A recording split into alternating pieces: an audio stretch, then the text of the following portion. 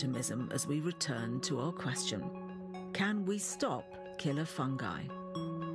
While some fungal diseases are mild, others are life-threatening.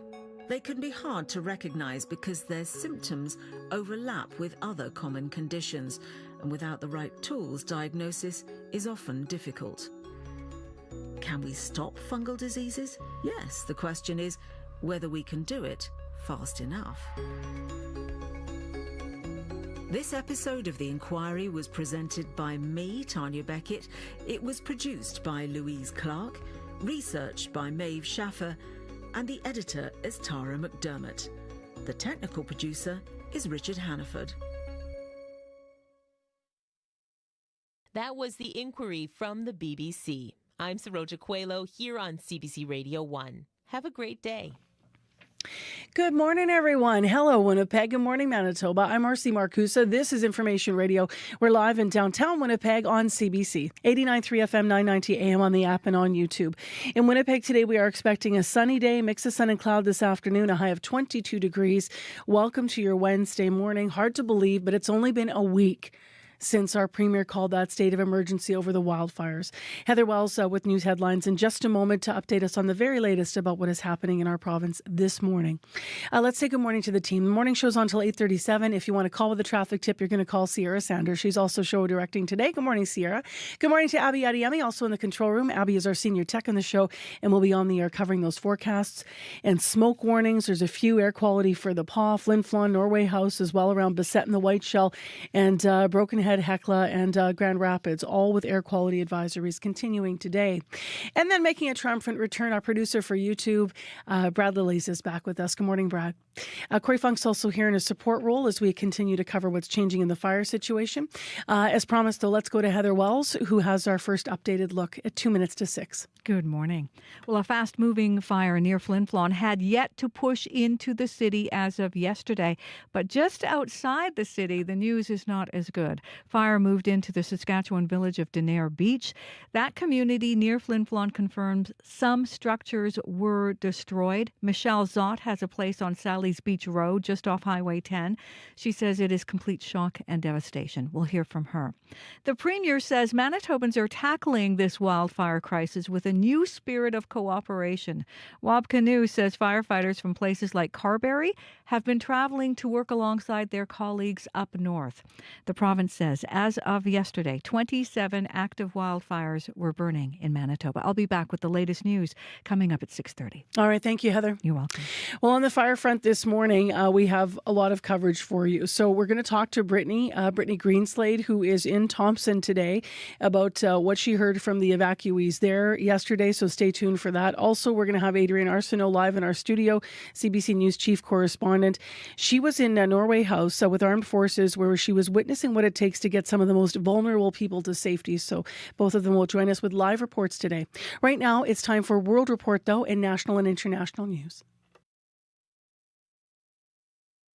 On Cue with Tom Power. What do you do when you're a writer but you can't physically write anymore? Or you're a cartoonist but you can't physically draw anymore? Gabrielle Drolet is a Canadian artist who developed a condition where she became unable to use her hands. She'll be here to tell you how you adapt when you're faced with the unexpected. I tried to ignore the pain and just push myself. That's coming up on Cue, followed by Commotion with Elamine Abdel Mahmoud on CBC Radio 1, the CBC Listen app, and everywhere you get your podcasts.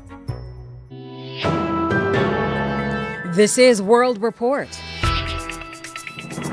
Good morning. I'm Marcia Young. As of the stroke of midnight, Canadian steel and aluminum producers are staring down increased U.S. tariffs. U.S. President Donald Trump signed an executive order late yesterday to double the levy, now at 50%. No reprieve came from a visit to Washington from Dominic LeBlanc, Canada's minister responsible for U.S. trade. The CBC's Janice McGregor joins me now from Ottawa. And Janice, what happens today? Marcia, this statement from Prime Minister Mark Carney's office repeated now well-familiar lines about this tariff escalation being unlawful and unjustified, about using every dollar collected from Canadians as they pay Canada's retaliatory tariffs to help Canadian workers and businesses. Stats last week suggested an extra $600 million in tariff revenue came in just in the month of March alone. And what Carney called intensive and live negotiations to have these tariffs removed are underway as part of the new economic and security partnership that he's pitching.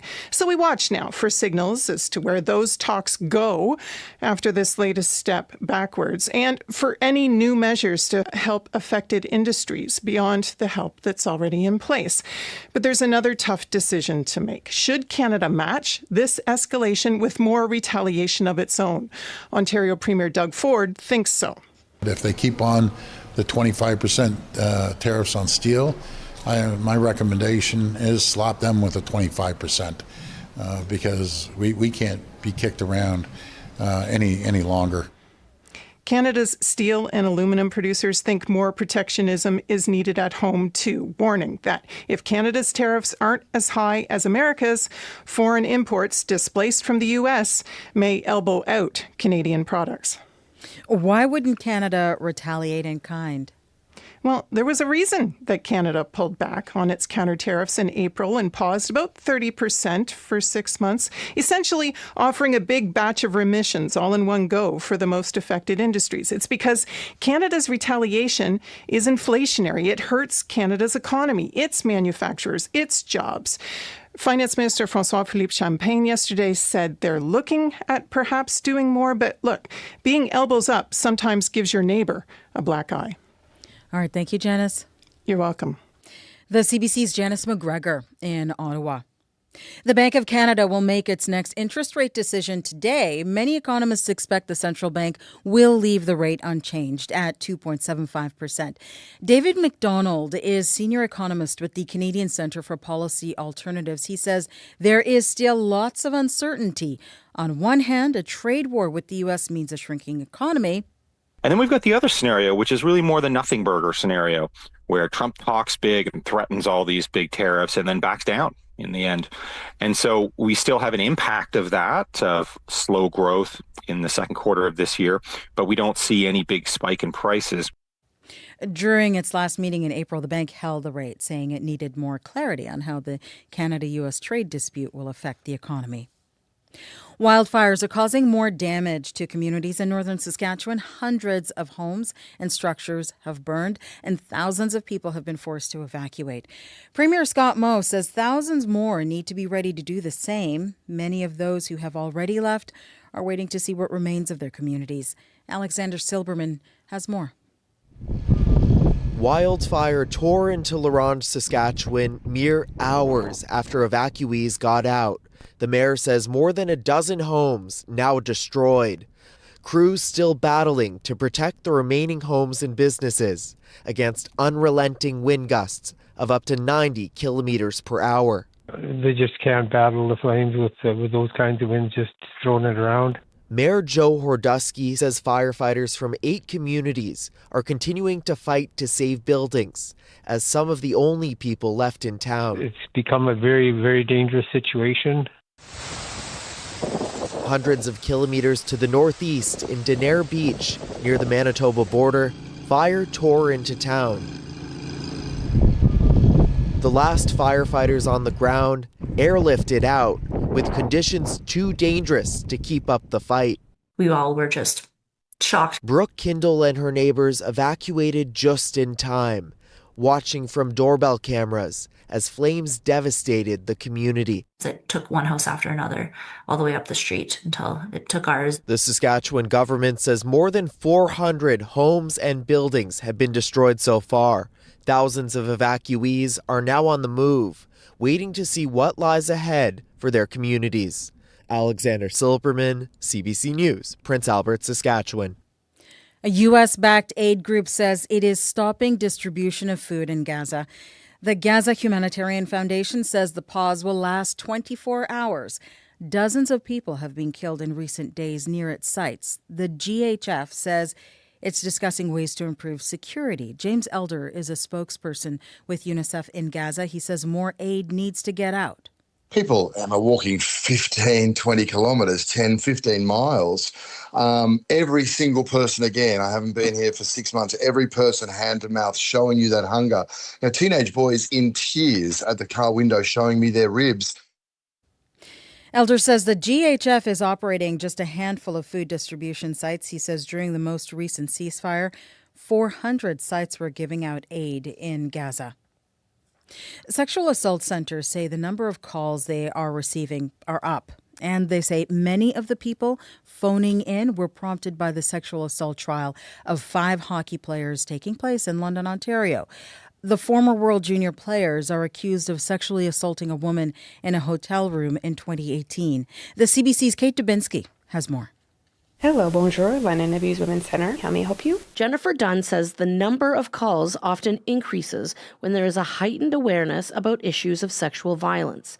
She heads the London Abused Women's Centre in London, Ontario, where the trial of 5 former Canadian World Junior hockey players draws to a close. There have been current clients that have told us that the trial is impacting them, whether it's addressing trauma that's being brought to the forefront based on what's going on, worries around what happens if they choose to report what has happened to them. The complainant in the case was in the witness box for more than a week, being questioned and cross-examined by 5 teams of defense lawyers. Julie Lalonde is a victim's advocate based in Ottawa. She says she's heard from sexual assault centres across the country about a spike in demand for services. Because women see themselves reflected in this experience, and it's their worst nightmare played out, really. At the Sexual Assault Support Centre of Waterloo Region in Ontario, there's been a 25% increase in calls to the 24-hour support line since the trial started. Carly Doucette works with the centre. She says women say the trial has opened up questions about the reporting and court process. There are lots of survivors who are very hesitant about pursuing justice through our current legal system. Closing statements in the trial are scheduled for next week. Kate Dubinsky, CBC News, London, Ontario. Queen's University is defending its plan to spend millions in maintenance on a castle it owns in England. But the spending comes at a time when some of its departments are struggling financially. The school closed the castle in 2023, and a report obtained by CBC shows maintenance on the estate had been lacking long before the shutdown. Dan Takama has more. Hurstmonzoo Castle in East Sussex, England, offered students from Queen's University the chance to study in a fairy tale-like setting, complete with peacocks strutting around the gardens. But behind its red brick exterior, parts of the estate were crumbling. In 2023, structural issues were discovered and all of the students were sent home. Annika Karmali was among them. Everyone was really disappointed, really sad. An inspection report obtained by CBC found there hadn't been significant repairs to the exterior of the castle since Queen's took it over in the early 90s. It also says nearly 28 years had passed since the site underwent a detailed inspection. What that denotes is that there was no management plan. Mario Santana is a professor with Carleton University in Ottawa. He specializes in architectural conservation. Probably there should have been a better steward of the castle. The report outlined a 5-year maintenance plan that's estimated to cost more than $14 million. It comes as Queen's faces an ongoing budget deficit. But Patrick Dean, the university's principal, defended the castle's purpose. It's not a holiday resort. It's an important part of the university infrastructure. Dean says the site has been cherished, not neglected. And despite the costly repairs, Queen's has no plans to sell it. The university had hoped to resume classes at Hurstmonzoo Castle this fall, but now says repairs will still be taking place. Dan Takama, CBC News, Kingston, Ontario. That is the latest national and international news from World Report. I'm Marcia Young.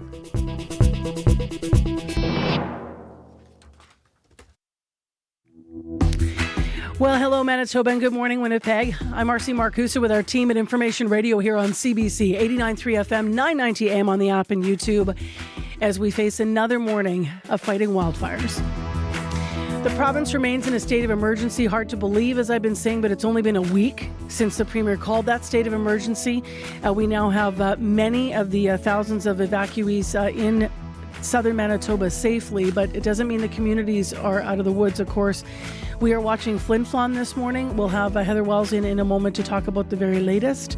Also this hour, we're going to hear how the Manitoba Métis Federation Wildfire Emergency Command Center here in Winnipeg, it's on McGregor Avenue. It's been helping wildfire evacuees from the north in very unique ways, so we're going to take you there in the first hour of the show. Plus, to other news. Remember hockey? It is game one of the Stanley Cup final. Starts tonight. Edmonton Oilers, Florida Panthers, the rematch. We'll set it up. Right now, let's go to Heather Wells for our news headlines. Good morning. Good morning. Well, more than a dozen people have been forced out of a personal care home in Norway House, Cree Nation, and put on a Hercules plane as choking smoke continues wafting into that community from nearby wildfires. Norway House is on evacuation notice. More than 400 fire evacuees are now hunkered down at an emergency shelter in Thompson. They have come from several communities across the north. Priscilla Marquardt had to flee Lynn Lake with her 5 small children, including a newborn. We'll hear what that was like. And you mentioned Flin Flon. That fast-moving fire near Flin Flon had yet to push into the city as of yesterday. But outside Flin Flon, news was not as good as fire moved into the Saskatchewan village of Denair Beach. I'll be back with more Manitoba news coming up at 6:30. Yeah, Heather, I find that the leaders, when you lean into what they're saying, have been very forthcoming. But at the same time, hearing Mayor George Fontaine from Flin Flon saying he's, quote, terrified for the city, but absolutely impressed by the fire responses. It's sobering for people as they sort of wait and watch what is going to happen. So, yeah, and even the Premier, we're hearing from the Premier talking about responding to the needs of various people, but saying at the same time, this has brought Manitobans together. So we're seeing people from all across the province pitch in to help people up north. It's amazing how many listeners have been writing to me. Where can I help? How can I help? There's a room here. There's a porch there. I'll put people up. Heather, someone wrote to me talking about, I'll pump breast milk for someone. I heard they need kids stuff. I mean, there's all kinds of people that are just looking for a way in. So you're right about that. Really amazing. All right, thank you. Thank you. We will have live reports from Brittany Greenslade on the show today. She's in Thompson, and from Adrienne Arsenault, who's going to be in studio. She's been, as you heard, in Norway House. So let's go to Abby to find out about the important forecast. Good morning. Good morning, Marcy. We still have smoke and haze in the air affecting most regions across the province today.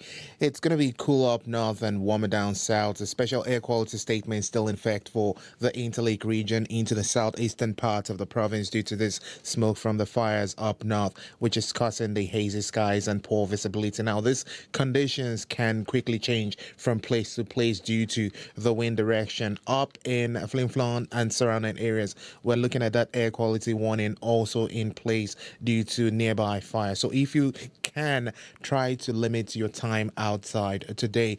Looking at conditions in Winnipeg, 11 degrees outside, mostly clear skies to start the day. The morning will be sunny, but by the afternoon period, expect a mix of sun and clouds. Some local smoke will hang in the air. Winds will shift to come from the northwest later in the day, feeling breezy at times, and you should expect a high of 22 today. Tonight, some clear conditions across the rest of the southern part of the province.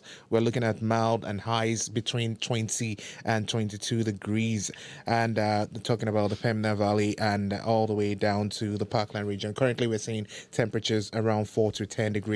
Thompson and Churchill saw light rain earlier, and we're seeing temperatures between 1 and 6 degrees in that part of the province. All right, thanks, Abby. Thanks, Massey. Abby Adiyemi with our forecast. Now let's get into the morning commute with Sierra Sanders. Good morning. Morning commute just getting started, so the commuter line is a little quiet right now. But if there's anything slowing you down this morning, you can call me on the CBC commuter line at 204-788-3093. Well, Since you don't have traffic to talk about, why don't we talk hockey? In a moment, we're going to talk about Stanley Cup playoffs. Now, Sierra, of course, is going to be filling in for Corey for a number of months here on the morning team. So we might as well get to know you. You play hockey. I do. I've been playing since I was 5 years old, actually. Really? So, yeah, coming up on 20 years of playing hockey, which is kind of crazy to think. Do you play with your mom? I do play with my mom. I love play that. on the same team. We've been playing on the same team for about 5 or 6 years now. And I used to watch her on the team that she plays on, the team we play on now. I used to watch her when I was a kid. And now you're the ringer then. And now I play. So it's like full circle moment. You're kind probably their ringer, I'm guessing. Yeah, I mean, I'd like to think I am, but you know. Who's going to win the Stanley Cup? Oilers, Panthers? Oh, I do have a soft spot for Paul Maurice. Sorry to everyone listening. Okay. I do have a soft spot for Because he coached the Jets? Exactly. Yeah. And then you know what he said last year after he won the Stanley Cup final, how his one wish was for the Jets to win the next Stanley Cup. Obviously, that's not happening it's this kind of year. class act, But I though. mean, there's something about that just like hits you it hits the heart a little differently. So And I'm on Team Connor McDavid just because I want to see him get a cup. The Oilers, yeah, I'm still in Winnipeg. yeah, me too. I'm still a Winnipegger at heart. In a moment, we're going to tee up that series. Stay with us. You're with CBC.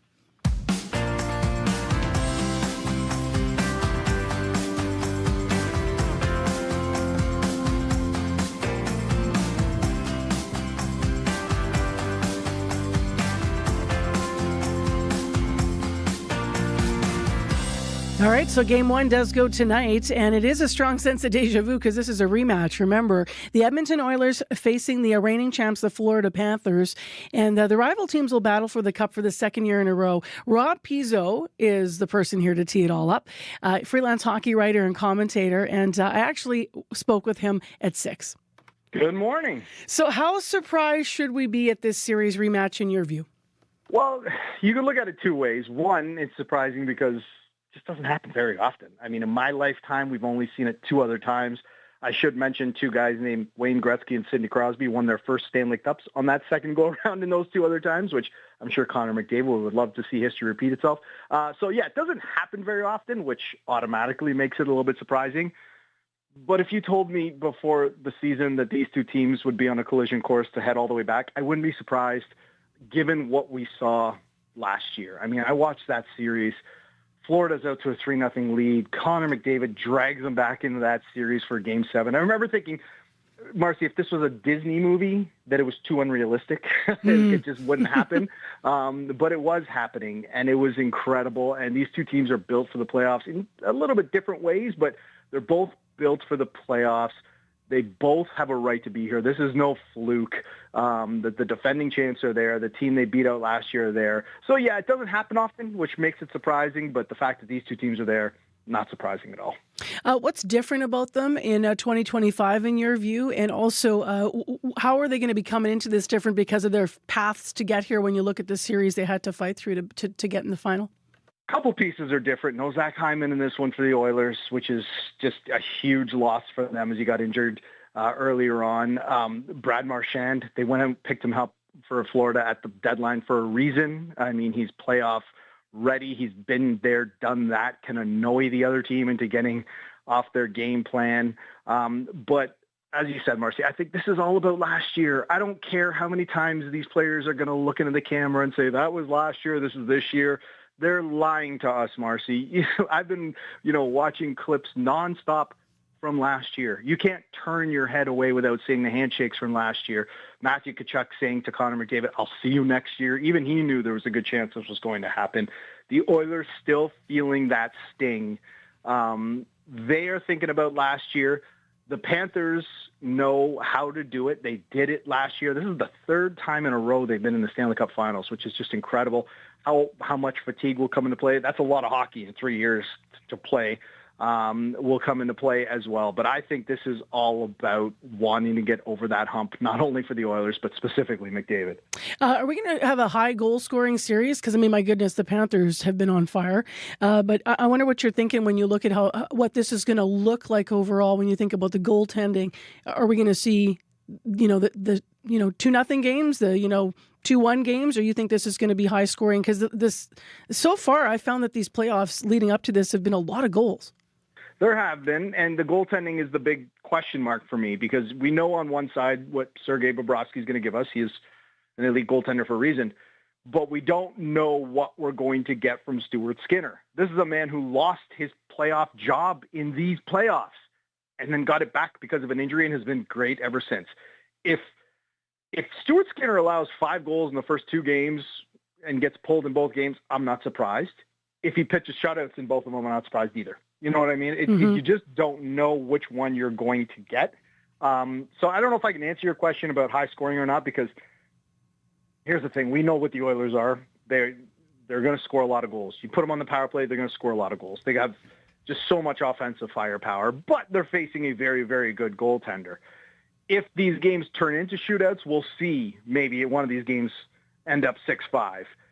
if I had to pick, just given how Stuart Skinner's playing lately, if you can continue that, and you got Bobrovsky, I think it'll be a little more low scoring than people maybe have become accustomed to in these playoffs. But, I've been wrong before, Marcy. We've been talking a lot of years together. You know that.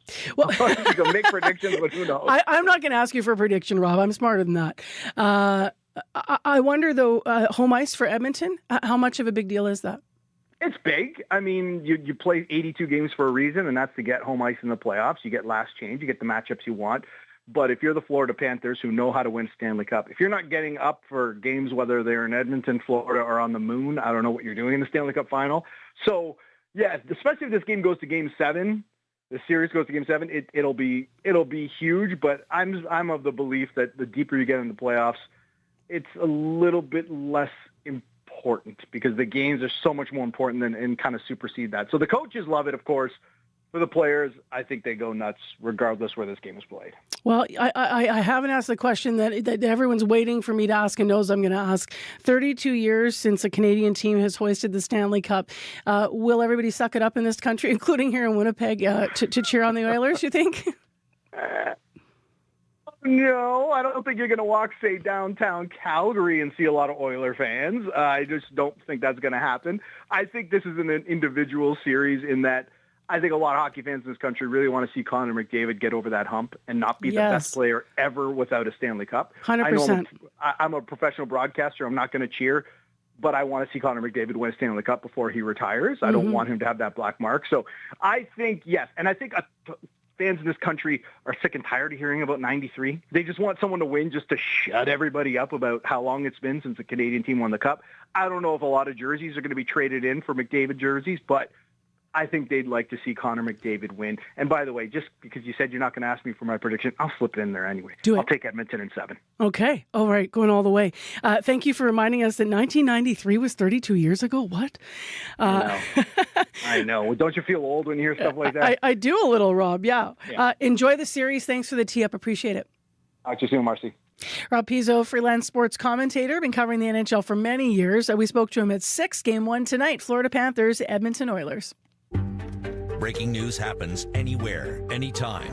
Police have warned the protesters repeatedly, get back. CBC News brings the story to you as it happens.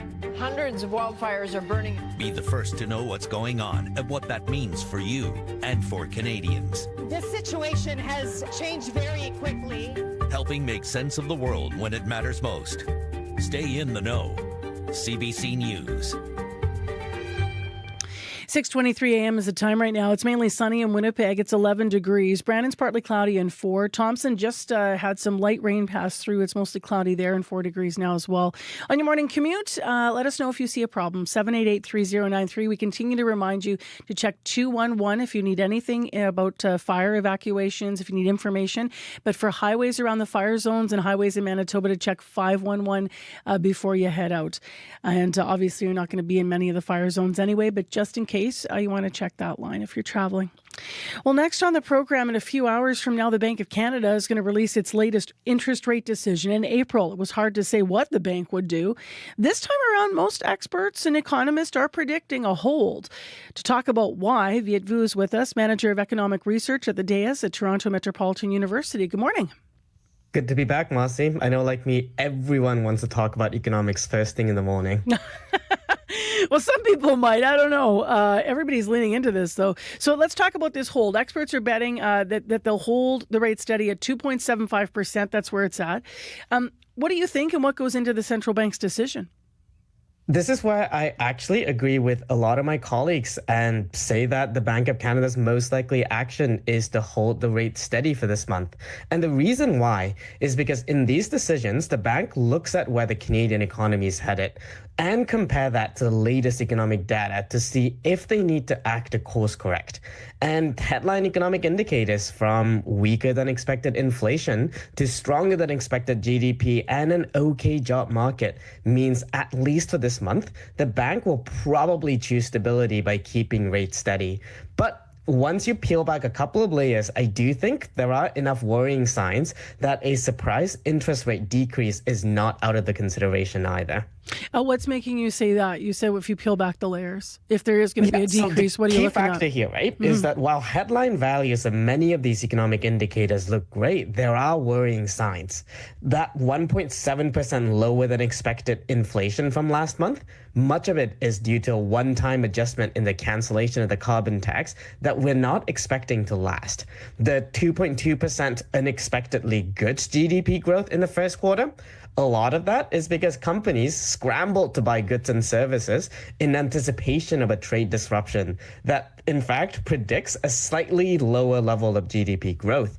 That OK job market report, that hides a recession-level youth unemployment, which is really not great for the economy for our youth to not be unemployed. So there are enough worrying signs there that they might choose to act ahead to ensure we have the best chance of avoiding a recession instead of maintaining stability, which is one of the core things that they're juggling right now. How do you think that Canadians, particularly households with mortgages or significant debt, will be potentially impacted by today's decision, especially if, they do not hold and they do actually decrease interest rates? Yeah, I mean, I empathize with so many Canadian families here that has had to deal with the cost of living crisis, and keeping interest rate high and at a higher level than we have been used to over the past decade means that people's mortgages continue to be affected, and a lot of people who are trying to find jobs may continue to struggle finding new jobs. However, I want Canadians to focus on the long run here. If we don't have an independent Bank of Canada steering the direction of the economy, we wouldn't have been able to get out of the high level of inflations that we saw, and also, let's say, out of the 2008 recession that Canada came out relatively unscathed in. The boogeyman here is not the Bank of Canada. They exist elsewhere. We have to see the bank as a doctor or a nurse who has to, prick you with a needle or perform surgery on you. And none of us like surgery, but it's going to help us get better. And that's what the bank is doing for Canadians and the Canadian economy. How do you think that U.S. trade tensions, of course, this week we're all talking about steel, but overall, how are the trade tensions influencing the Bank of Canada's decisions, or how might they impact the decision today? Well, up on Sunday, I wasn't talking about steels, and then suddenly everything changed, but that's kind of it, right? I've started calling tariffs the original sin. The Bank of Canada has tended to tell you ahead of time how they're going to act, a policy they called forward guidance. The uncertainty in the tariff situation, where decisions are made without any regards to economic theory, and sometimes seemingly because a journalist called Donald Trump a chicken, like what seems to have happened with the doubling of steel and aluminum tariff recently, means that the bank cannot guide the market forward. They cannot tell us ahead how they're going to act, which is not really great because it keeps all of us guessing, and that's not good for the economy either. And so that, in fact, is having an impact on how the bank is making decisions and how the market reacts to it. Which is something that we haven't necessarily seen in this way before, because we haven't seen a Donald Trump in this way before, being, the volatility of all of that economically. I mean, that's exactly it, right? At the same time, forward guidance is a relatively new tool that was invented during the 2008 sort of financial crisis. Before that, they didn't really need to because a lot of the economy was predictable. And what happened during the 2008 crisis was that everyone looked towards the bank, the central banks around the world, from the Federal Reserve in the States to Bank of Canada for stability.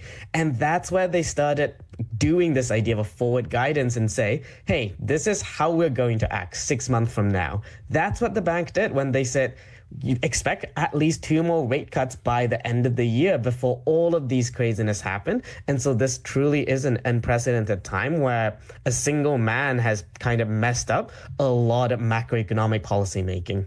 We'll see what they do today. Thank you very much. Always appreciate having you on.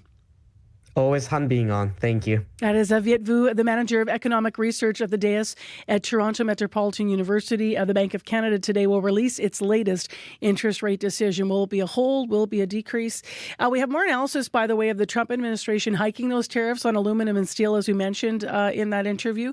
Phil Demont will be here with the latest in business news, and that is coming up after your CBC Winnipeg news right here. This is CBC News. Good morning. I'm Heather Wells in Winnipeg. At 6:30, it is 11 degrees. Sunshine gets us going this Wednesday. Then a mix of sun and clouds with local smoke this afternoon. Bit of a northwest breeze bringing that smoke our way. A high today of 22.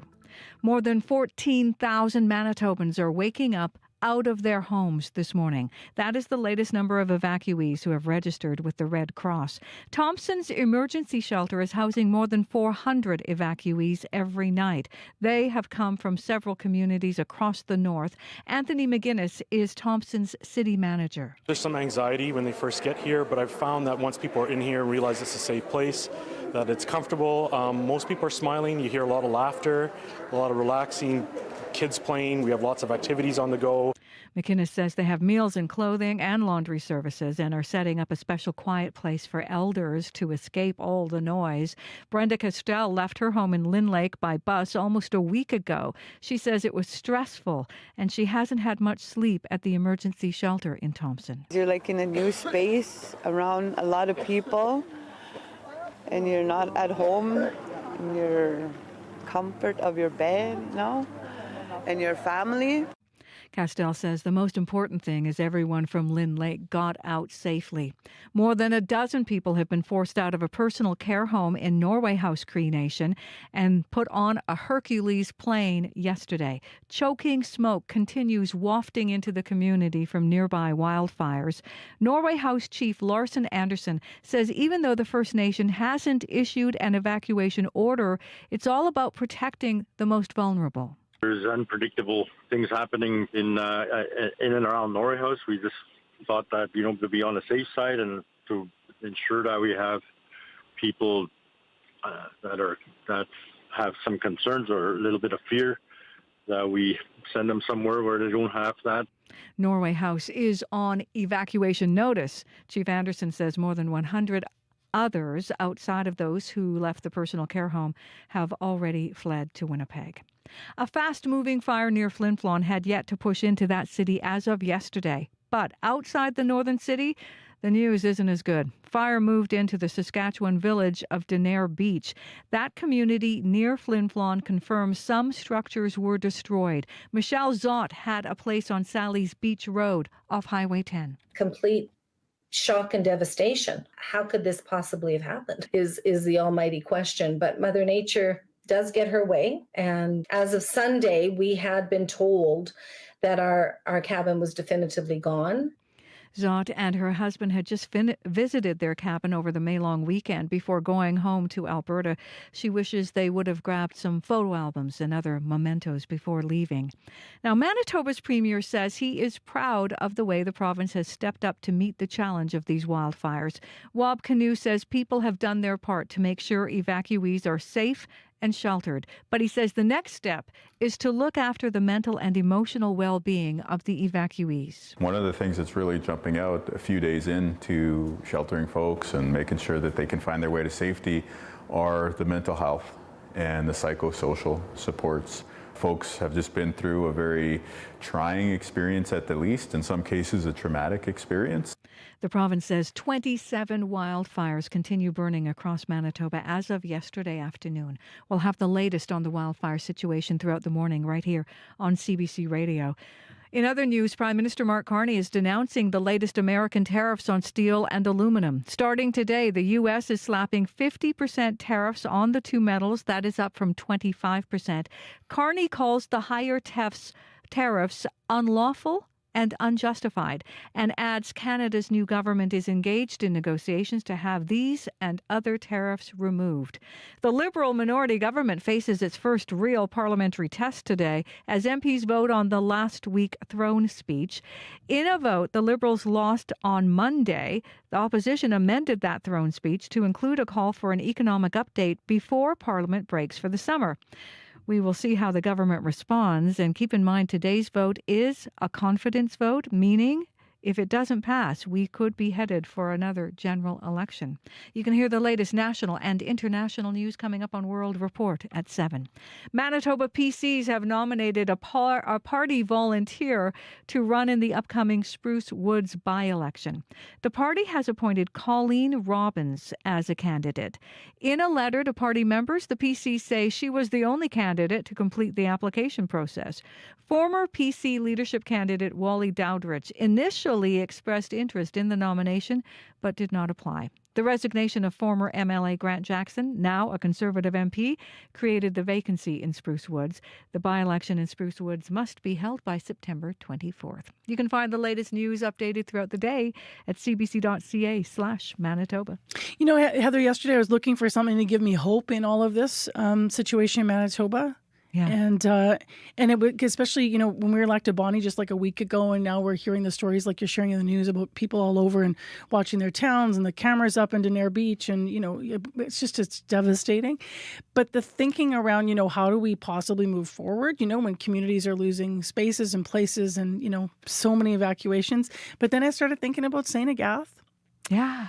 You know, I started thinking about St. Agath going underwater and that iconic 1997 image of the spire from that town in the southern Red River Valley and how it was, I remember the same exact feeling. That's so funny because I had the exact same example in my head a couple days ago. St. Agath, when we lost St. Agath, it was, yeah. Yep. And here we are. We haven't lost St. Agath. So I feel like that's a hopeful thing. Exactly. You know, so we can come back. Yeah, absolutely. So whatever happens, wherever we head forward, just like one moment at a time together in Manitoba. But yeah, St. Agath, I was just looking up this morning. The population was still nearly 700 people living there, and they did rebuild. Beautiful town. Yeah. All right. Thank you. You're welcome. Let's get into what's happening in our regional forecast here. So we have had a little bit of rain. We kind of got a mixed bag all over the place, and Abby's here with the details. Good morning. Once again, we're already seeing the sun make its appearance in most of the regions. It's going to be a mostly sunny day across the southern part of the province, but smoke from the fires making the air a bit hazy. Looking up north, much cooler, smoky skies. Some areas getting rain this morning. Special air quality statement in effect for the Interlake region, causing hazy skies and poor visibility, and that can turn quickly. And in Flin Flon nearby areas, we're looking at that air quality warning also in effect due to the thick smoke in the area. Winnipeg right now, 11 mostly clear skies. We'll see sunshine for much of the day with a few clouds and hazy skies this afternoon. We warm up to 22 in the southern part of the province. Brandon, Dauphin, Gimli, all the way down to the Red River and Pembina Valley region. We're going to say bright morning. Temperatures at this time ranging between 11 and 7 degrees. Temperatures warm up to 22 in most of this region. Up north, from Flin Flon, Thompson, Churchill, different story. Conditions cooler. Morning temperatures we're seeing 1 to 6 degrees in that part, and highs will only get to 13. Some areas will see 4 degrees. Churchill saw rain earlier. Thompson also saw a few rains. Thick smoke continues in Flin Flon. We're going to see Thompson and Churchill cool off overnight with those smokes also clearing off in that area. Winnipeg right now, 11, warming to 22. All right. Thanks, Abby. Thank you.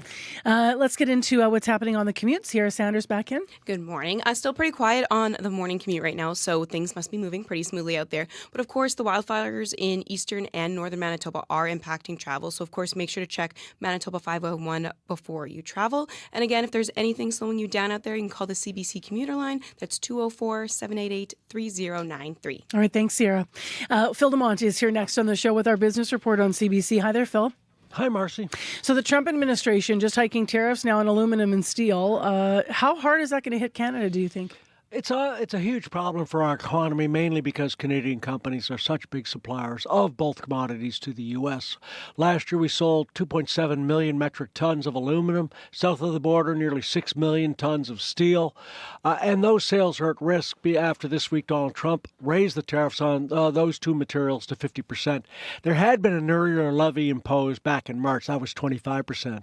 White House says the goal is to encourage domestic production to replace the foreign suppliers, but the higher prices in the U.S. mean lower demand. for Canada's products, and that puts jobs at risk. 23,000 direct jobs in Canada's steel industry, another 10,000 in the aluminum.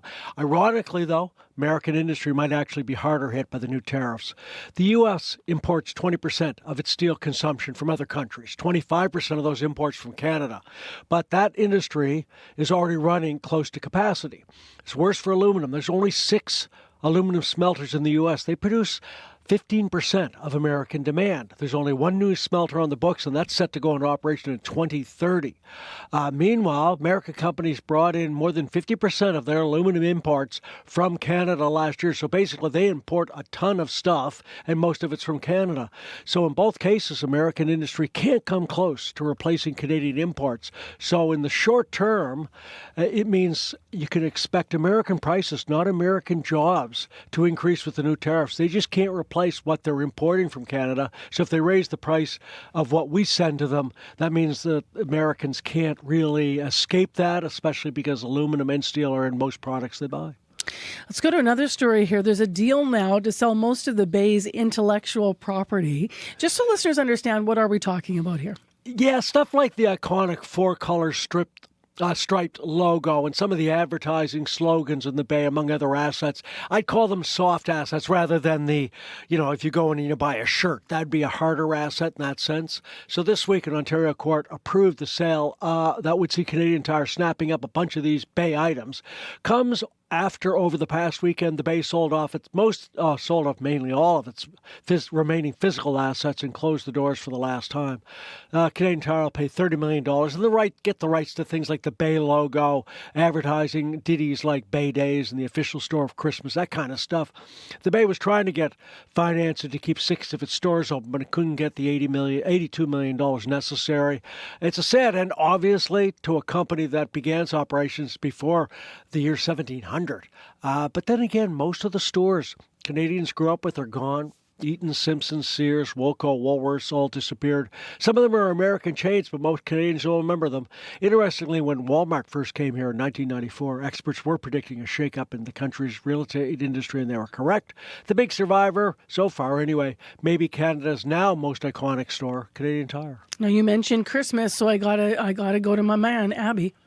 How many days to Christmas? We got 30 weekends to Christmas, Mercy. Here's a countdown, Phil. Oh, that's just sad and cool at the same time. All right, let's go to a final story here before we look at markets. How much does it cost to raise a child in Canada? Canadian average $363,000 to the age of 17. Wow. Or a little over $21,000 a year. That's based on a study from Statistics Canada from a few years ago. So I grossed it up for $25 just to see what it looked like. So the cost of raising Dick or Jane goes up if you earn more. Medium income earners, it costs you more than $500,000 to raise your kid. Lower income earners, a little under $300,000. Reason for the difference is because of what you spend your money on in raising Junior. The biggest expense is housing, as much as 25% or more. That's because a lot of couples rent when they're childless. I only bought my first house when I had my son. Not surprisingly, people with more money have more expensive houses. Transportation is the next biggest expense. And you also put your kids in more things than in the past. And some of these activities cost more, like $1,500 plus for a season of youth hockey. More than 90% of teens older than the age of 12 have smartphones. That costs $45 and up a month. And if you thought it was cheaper in past decades to raise your kids, you'd be correct. Back in 1980, raising a child costs 17% of the average family's annual income. That figure now above 25%. What's going on in the market so far this morning? Decent gains. Europe, Germany, France, UK up 0.5% or more. Same story in Asia. They're driven there by South Korean stocks, but Hong Kong and the Nikkei in Japan both up more than 0.5%. Oil's down 3 pennies, $63.38 a barrel. Gold's up $2, $3,375 an ounce. And the Canadian dollar, it's up, but only marginally, trading at 72 9/10 cents US. All right, thanks a lot, Phil. Take care. Thanks, Marcy. That's Phil Demond filling in for Crystalie Ramlakan today with our business news.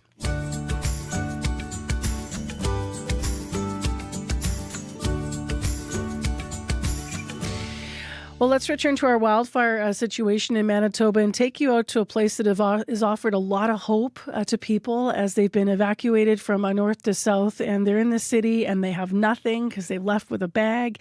The wildfires have left thousands of people displaced, and many of them are here in the city. So the Manitoba Métis Federation opened up a wildfire emergency command center.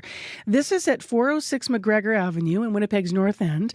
It's open 9 to 9 daily, and it's a place where evacuees can get clothing and supplies, toys for children and pets, and just take a break. CBC's Jim Agapito had a chance to visit the center yesterday.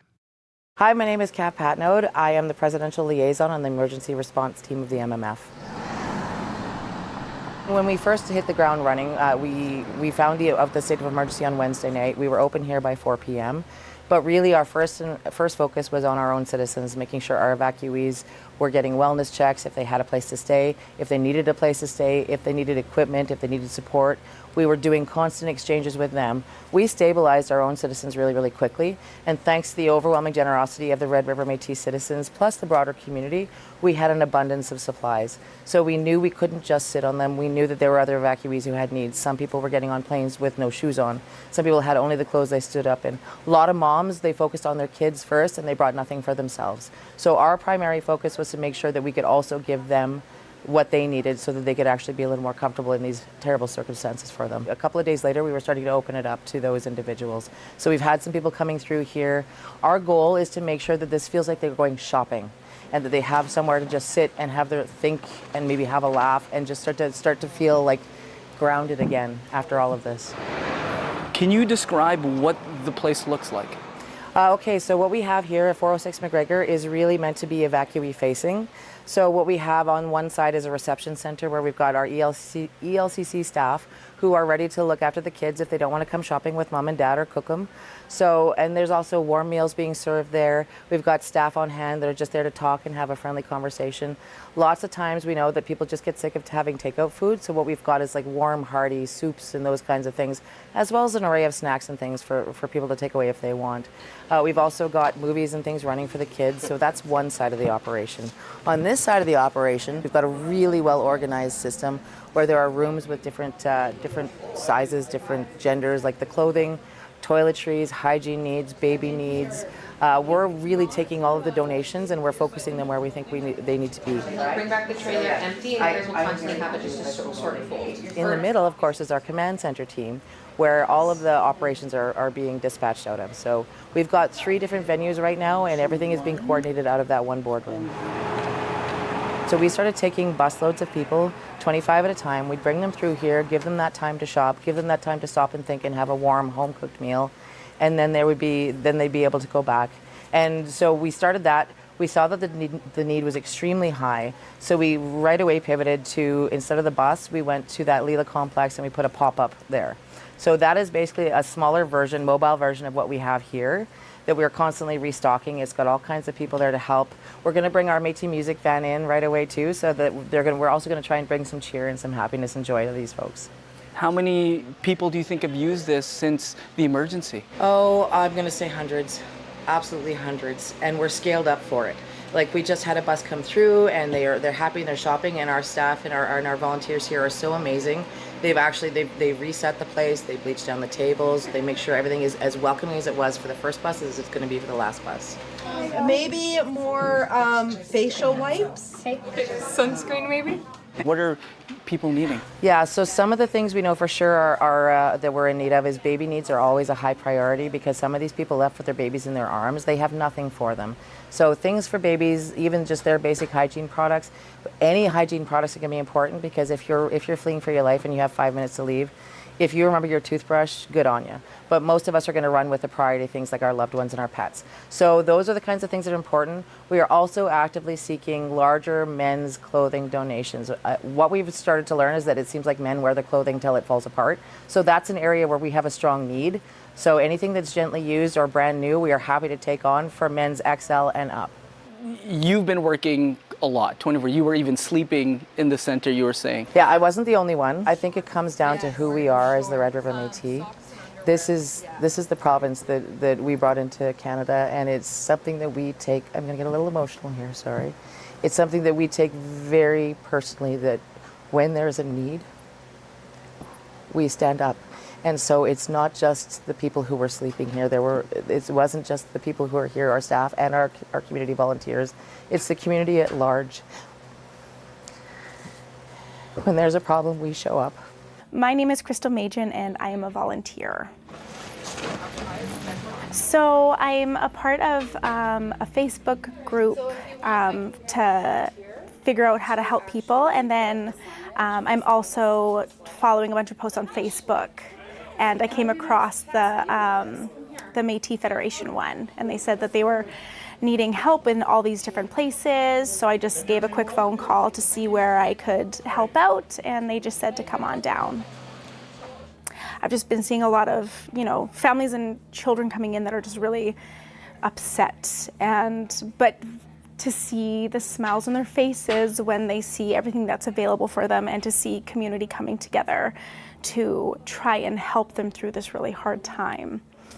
I've been hearing some of their stories about what they've gone through and what they've all had to leave behind, and how many of them have just had to leave with just the shirts on their back and nothing else. So it's been an emotional day, but very beautiful and fulfilling in seeing how all of these people are coming together to help make a difference. CBC's Jim Agapito at the MMF's Wildfire Emergency Command Center in Winnipeg. By the way, their new drop-off zone, as we told you yesterday, is 25 Ray Marius Road in the St. Boniface Industrial Park. 9 minutes to 7 o'clock now. I'm Marcy Marcusa, and let's turn to our medical column and switch gears here. There's a recent study that was published in the medical journal JAMA Neurology. It followed people who had suffered a quote-unquote mini stroke. You might know it as a TIA. Dr. Raj Bhardwaj is here to explain the findings. Good morning, Marcy. So what is a quote-unquote mini stroke of the sort that researchers are investigating? How's it different from other kinds of stroke and, maybe what some people might call it like a full stroke?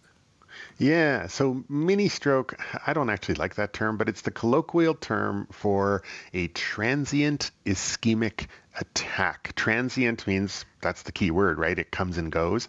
Ischemic basically means not getting enough blood supply.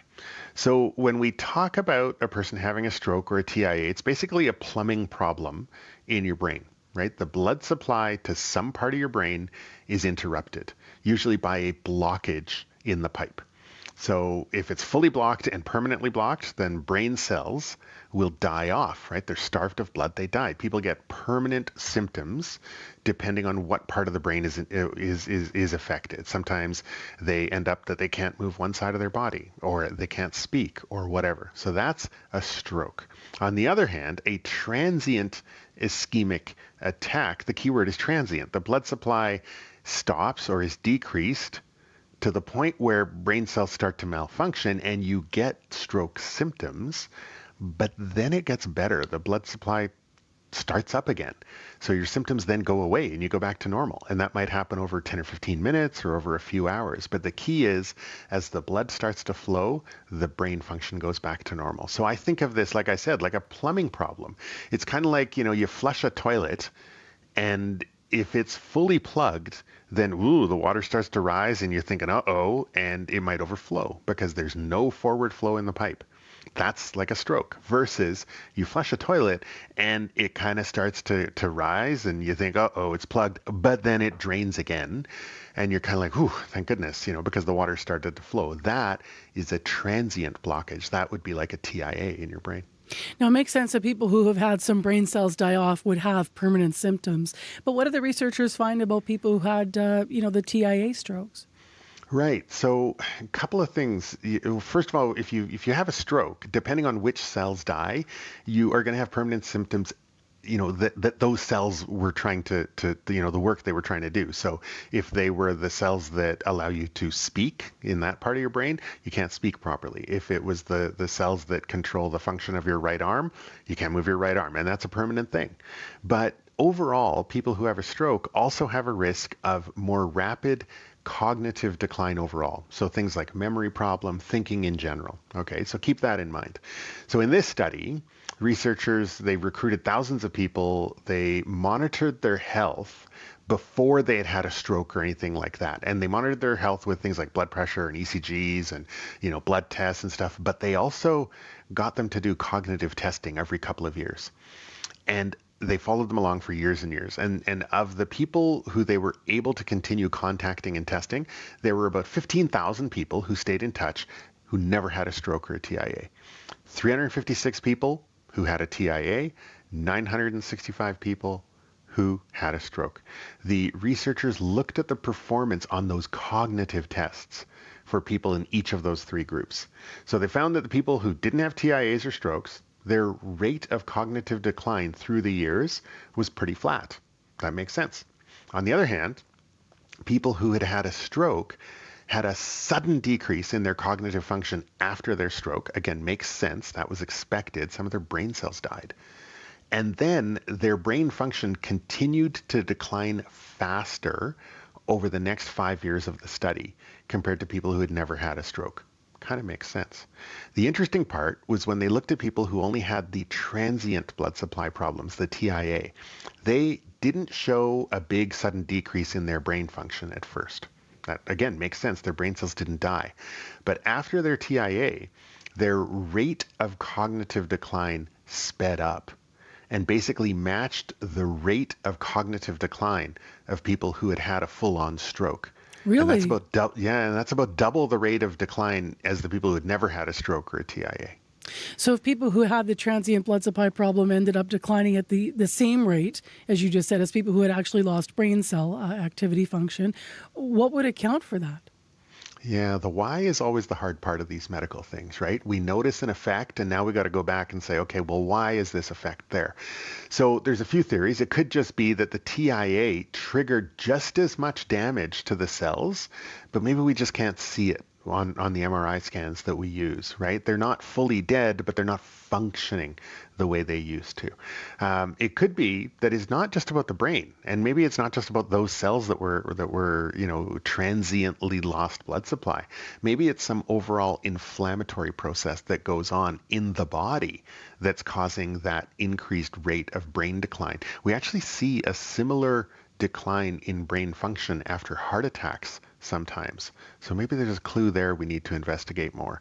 Or, the other thing is it could be a function problem. So the disruption in the blood supply, however transient, maybe that causes some change in the neurotransmitters and how they work. So, again, the important thing to think of is sometimes we think of, okay, well, you had a TIA, but it was done, your symptoms are back to normal, you're good, versus you had a stroke, part of your brain died, that's not good. And we sort of think of them as two separate things, but they're really on the same spectrum, right? And the one thing we do know is just like that toilet, if you flush the toilet and you have that transient flow blockage, you're going to look at that toilet and think, I got to take care of this. Same with your brain, same with a TIA. If somebody has a TIA, in the next 90 days, they have a 5 to 20% chance that they're going to go on and have a stroke. And half of that risk of stroke is in the first 48 hours after the TIA. But even if you don't go on to have a stroke, right, this study suggests that the brain isn't working as well as it did. And cognitive decline might not show up immediately, but the rate of decline is about as bad as if you had had a full-on stroke. All right, Dr. Bardwaj, thank you. My pleasure. That's Dr. Raj Bardwaj, our regular medical columnist. Let's go to Heather Wells now at 3 minutes to 7 a.m. on your Wednesday morning for your news update. Good morning. Well, more than 14,000 Manitobans are on the move. That's the number of evacuees so far who have registered with the Red Cross. Thompson's emergency shelter is housing more than 400 fire evacuees every night. Priscilla Marquardt faced stressful moments getting to Thompson. She had to flee Lynn Lake with her 5 small children, including a newborn. We're going to hear what that was like. And the Premier says Manitobans are tackling the wildfire crisis with a new spirit of cooperation. Canoe says firefighters from places like Carberry have been traveling to work alongside their colleagues up north. The province says as of yesterday, 27 active wildfires are burning in Manitoba. You can find the latest on our website as always, and I'll have more Manitoba news coming up at 7:30. Thanks, Heather. You're welcome. Well, still ahead on our program, we're going to hear from a frustrated retired firefighter from Winnipeg. He says he's been trying to join the efforts to fight fires in Flin Flon for 2 weeks. He has 5 other retired firefighters firefighter friends, they're being told their help is not needed in the way they want to provide it. And so we're going to talk to him in the next hour about what exactly is going on. Also, flying to Thompson, she described it as an eerie, smoky blackness and an orangey glow out the window. Brittany Greenslade is in Thompson. We're going to hear from her. She's been speaking with evacuees there. And then coming up at 7:40, an organization giving displaced Manitobans a taste of home while they're away from their homes and communities. Stay with us. Lots of fire coverage still ahead as our province continues to come together in this shared fight. It is 11 degrees and sunny in Winnipeg. Our high today is 22, and we're going to have a slight increase in winds. Today on The Current. We now have the option of dying peacefully and gently instead of horribly. Price Carter fought alongside his mother for her right to die on her own terms. Now, a decade after the Supreme Court decision to allow medically assisted death, Price Carter himself has been approved to die in this way. Price Carter coming up on The Current. The Current with Matt Galloway. This morning at 8:37, 9:07 in Newfoundland, and on the CBC Listen app. This is World Report. Good morning, I'm Marcia Young. Fires burning across the prairies are sending plumes of smoke across the Atlantic Ocean. Tens of thousands of people are now out of their homes. Thousands more are being told to be ready to leave at a moment's notice. In northern Saskatchewan, hundreds of homes and structures have burned. Many of the evacuees are waiting to see what remains of their communities. Alexander Silberman has more. Wildfire tore into La Ronge, Saskatchewan mere hours after evacuees got out. The mayor says more than a dozen homes now destroyed.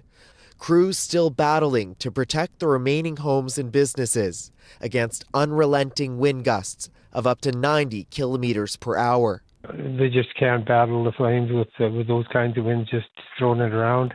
Mayor Joe Hordusky says firefighters from 8 communities are continuing to fight to save buildings as some of the only people left in town. It's become a very, very dangerous situation. Hundreds of kilometers to the northeast in Denair Beach, near the Manitoba border, fire tore into town. The last firefighters on the ground airlifted out with conditions too dangerous to keep up the fight. We all were just shocked. Brooke Kindle and her neighbors evacuated just in time, watching from doorbell cameras as flames devastated the community. It took one house after another all the way up the street until it took ours. The Saskatchewan government says more than 400 homes and buildings have been destroyed so far. Thousands of evacuees are now on the move, waiting to see what lies ahead for their communities. Alexander Silberman, CBC News, Prince Albert, Saskatchewan. Canadians in steel and aluminum industries are waking up to double the tariffs from the United States. The Trump administration confirms the levies increased to 50% as of midnight. As Anis Haidari reports, many say it's made a bad economic problem even worse. Most of our products are made out of steel or aluminum, so we are affected by tariffs in the U.S. Parag Shah is the president of Toronto's New Age Products. The company makes garage cabinets and outdoor kitchens. Even before tariffs doubled, he noticed them. There's a lot of uncertainty from the consumer. They are sort of holding off on bigger purchases for their home. What's most challenging is how fast tariffs change. He can't make any long-term plans. I wish I would have just went to sleep in January and woke up in May and just heard all the news at one time. But it's not just Canadian businesses that will feel this due to selling less steel or aluminum. The Americans import most of their aluminum, and most of their imports come from Canada. So any business in the United States that uses aluminum as an input is going to get hammered by this. Jim Stamford is an economist and director of the Center for Future Work. It is Americans who will feel the pain in an immediate way, as well as Canadians. Hopefully that enhances the pressure on Mr. Trump to, again, back away from some of these absolutely irrational moves. In Canada, steel industry advocates already pointed out hundreds of job losses were related to the 25% tariffs. The exact consequences of 50% tariffs are unclear because predictions often rely on consistent policies, which these days they often are not. Anis Haidari, CBC News, Calgary. The Bank of Canada will make its next interest rate decision today. Many economists expect the central bank will leave the rate unchanged at 2.75%. During its last meeting in April, the bank held the rate, saying it needed more clarity on how the Canada-U.S. trade dispute will affect the economy.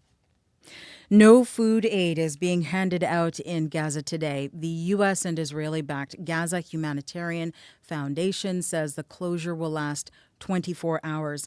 GHF says it is adjusting operations and enhancing security around distribution sites. At least 27 people were killed close to a site yesterday. Crystal Gomansing is following the developments from Jerusalem. Yasser Abu Jarrah tells CBC he was on his way to the Gaza Humanitarian Foundation aid site in Rafah, but was stopped, told it was closed and to turn around. The GHF, as it's also known, did issue a notice late Tuesday saying operations would be paused for 24 hours. Time needed to improve logistics, saying it was not prepared for the 15,000 people it's been seeing per hour. It's also seeking to enhance security around its locations. In the week that the GHF has been operating, dozens of people have been shot near distribution sites, according to the Red Cross and the Hamas-run health ministry. Israeli officials say they are investigating. Islam Haram is 20. He says if it closes, it would be better because like this, we lose blood every day. He says it's not aid, but collective death. The GHF, which works with private American security teams, was created in light of Israel halting aid. Israeli officials say a new system was needed to stop Hamas from looting aid from UN-backed agencies. This foundation is a pretense of aid. James Elder is with UNICEF and is currently in Gaza. He says the few sites that were operating are not enough and called the roughly 7 million meals handed out by GHF so far a drop in the ocean. Crystal Gomansing, CBC News, Jerusalem. An RCMP employee is accusing the police service of sweeping a case of sexual misconduct under the rug. She filed a complaint against a high-ranking officer in 2023, but he will not appear before a disciplinary hearing. As Danielle LeBlanc reports, he decided to retire instead. It just felt completely wrong to me that things went so far. This woman says she experienced sexual misconduct by a senior officer with the RCMP. She works for the force under a federal part-time employment program for university students. CBC News has agreed not to divulge her identity and is not using her real voice. She says in 2022, she met a staff sergeant who was twice her age. He added her as a friend on Facebook, and they began exchanging messages. In 2023, after an evening at the RCMP mess, he brought her to his office. He kind of came on to me and started kissing me, and he grabbed my leg, and I was really surprised that happened. I felt really awkward. After discussing the matter with colleagues, she filed a complaint against the officer. He was convened before a conduct hearing last year where he faced dismissal for sexual misconduct and abuse of authority. But the staff sergeant decided to file for retirement. RCMP Commissioner Mike Duhem says penalties have been strengthened for any inappropriate behavior in the force, including relationships involving someone in a position of authority. Anything to do with sexual assault, sexual harassment, inappropriate relationships being within the organization or outside the it's not tolerated. The RCMP says 74 employees have retired instead of facing a disciplinary hearing since 2020. These employees leave with a stain on their personnel file, but they keep their full pension and avoid having the results of the hearing made public. Daniel Leblanc, CBC News, Ottawa. Emergency room wait times are an issue for hospitals across Canada, but a new study finds how long you wait depends on where you live.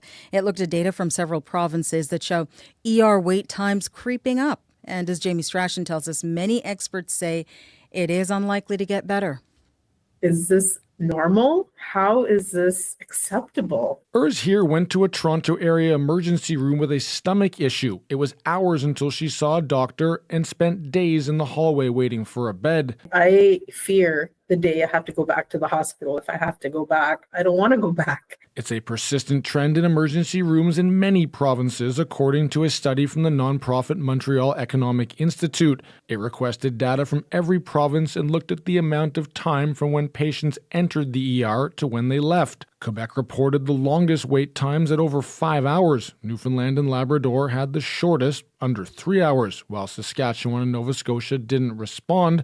The remaining provinces reported increases compared to 5 years ago, says the Institute's Renaud Brassard. I think it's no secret for Canadian patients that showing up at the emergency room means having to wait for a very, very long time. Toronto area emergency physician Dr. Kashif Prasada says there are several contributing factors, like resources shifting from the public to private sector. He says a chronic shortage of family doctors also means minor ailments end up in the ER, but says a lack of beds is what's really driving wait times. The minor cases are actually easy. We don't even need a bed to see them half the time. It's the complex patients. So patients on cancer treatment they're getting sicker and need admission to hospital. Patients with heart attacks, strokes, all that. That's what's building up. He adds that a growing elderly population will only make frustratingly long ER wait times even worse. Jamie Strachan, CBC News, Toronto. And that is the latest national and international news from World Report. News anytime, cbcnews.ca. I'm Marcia Young.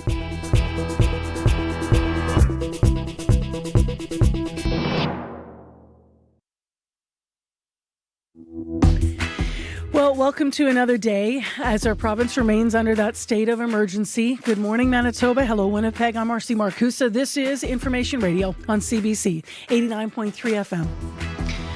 Also on the app and on YouTube, where we're going to take you around the province when it comes to those wildfires this hour on the program. First, we're going to go to Thompson. That is where CBC's Brittany Greenslade is. She's been covering the wildfires and the response in that city. Hundreds of evacuees are staying there at a center in Thompson, and she gave just an incredible description of what it was like to fly there yesterday and to be moving through, blackness and that orange glow. So we'll touch base with Brittany and see how folks are faring. In addition, at 10 to 8, someone who wants to help but says he's not finding his way in. He's a retired firefighter with over 40 years experience. He says he's frustrated. He's been trying to join the firefighting efforts in the north. He's been getting, as he puts it, the runaround by provincial officials. We'll talk to him. And we do also have a response from the province. The large strokes of it are that they say there's lots of other ways to volunteer and help. But this man wants to be in the firefight, and he's got, as I mentioned, experience. So that's all coming up this hour. Right now, let's get the latest, though, on what is happening in Manitoba and where the situations are most urgent. Heather Wells joins us with news updates and headlines. Good morning. Well, people in Snow Lake have been told to be ready to leave their homes in 48 hours. Snow Lake, the latest Northwest Manitoba town, emptying out because of nearby wildfires. We're going to hear the latest from them. CBC's Megan Ketchison just making contact now. More than a dozen people have been forced out of a personal care home in Norway House and put on a Hercules plane yesterday. Choking smoke continues wafting into that community. Norway House is on evacuation notice. I'll be back with the latest on the wildfires and other news coming up at 7:30. I want to share something with you, Heather. Sometimes it's interesting because we talk about the numbers of people and the enormity of the situation, and you're talking about Snow Lake now, as each community kind of, unfortunately, new communities are added to the list where things get severe. But sometimes, the hope comes in the smallest of ways. And this post came up from a Manitoban in my social media feed. I'm not going to name her, but I know who she is. I verified all that. But she said, I came to say hello to the volunteers at the RBC that were, at the RBC Convention Center in Winnipeg. She said, next thing I knew, I was wearing a volunteer vest. I was sorting clothes, and it happened fast. It made my head spin, but then my reluctance vanished as I put out some toys and games, and two little boys took a toy or two and started playing with them. And I overheard one of them saying to his friend, I had to leave my toys behind. Aww. And she writes, my heart's in this now, back to sorting. And I just thought sometimes that, those moments, Yes, absolutely. Little kids leaving toys behind, and it's really heartbreaking what's going on for so many families right now. Yeah, and anything small like that can really help. You imagine the fear that those kids must feel, having to rush away like that. But yeah, a little toy. Someone else wrote to me that they'd been volunteering. This was now a couple of days ago, so maybe resources have been replenished by now. But when it came to donations for the evacs that are out at the Leela Soccer Complex, that they were so low on supplies for teens and kids that they were handing out like one pencil crayon each. Oh, my. So I just want to say that because if you're looking for ways to help, there are a lot of them. And I posted some of those things on my Facebook site. You can go to our website, cbc.ca/Manitoba, because I know people are just anxious to try to give what they can. So yeah, people will step up. Yeah.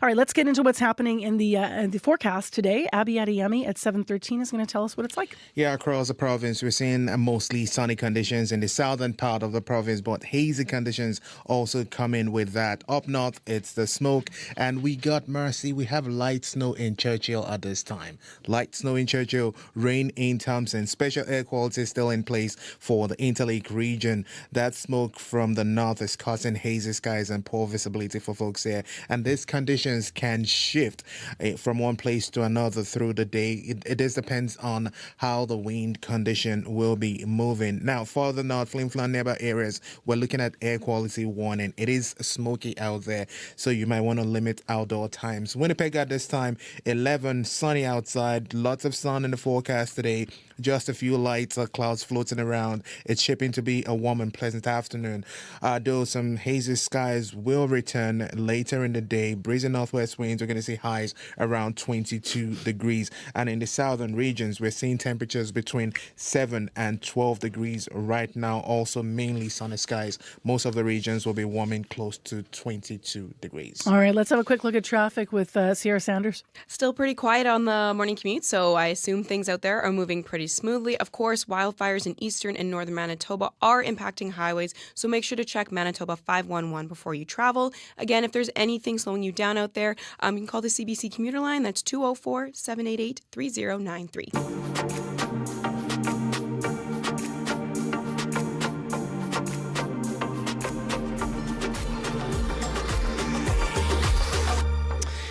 Well, the fire burning in northeast Manitoba is huge. According to Natural Resources Canada, it is the size that is around 500,000 hectares. So that's roughly 10 times the size of the city of Winnipeg by landmass, and it's growing. The result of several smaller fires that unfortunately have now joined up. It has forced, as you know, more than 17,000 people from their homes. Some 14,000 and change have now registered. City officials say about 560 of those people are registered at the Thompson Evacuation Centre. That is based at the Thompson Regional Community Centre in the city, and CBC's Brittany Greenslade arrived in Thompson on Monday and is with us now live on CBC. Hi there, Brittany. Hi, good morning. So what do we know about the people staying in Thompson where you are? Yeah, Marcy, well, people are coming from all over. This has kind of been a center where a lot of people were being flown into, and then some people were leaving here and heading other places. But we know they're coming from all over, Lynn Lake, Matthias Cologne to Tasqueyac, which is, of course, Split Lake.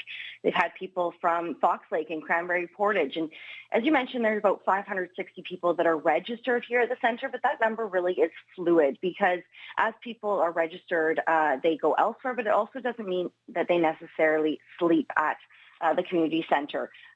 They kind of range between 390 to 440 people that are spending the night. There's cots and some blow-up mattresses. And as I said, some people, once they're here, they find accommodations with friends or family or are able to get into hotels. And as we saw Monday night when highways and roadways closed, people got stuck. They thought they'd be able to get to areas that were open earlier in the day that ended up having to be closed because those fires jumped in some areas. And so they're showing up here with nowhere to go. And the community is really just opening their doors and they're making sure that anybody who needs a spot to sleep has one. Now, you spoke to some of the people who are staying there. What are they telling you?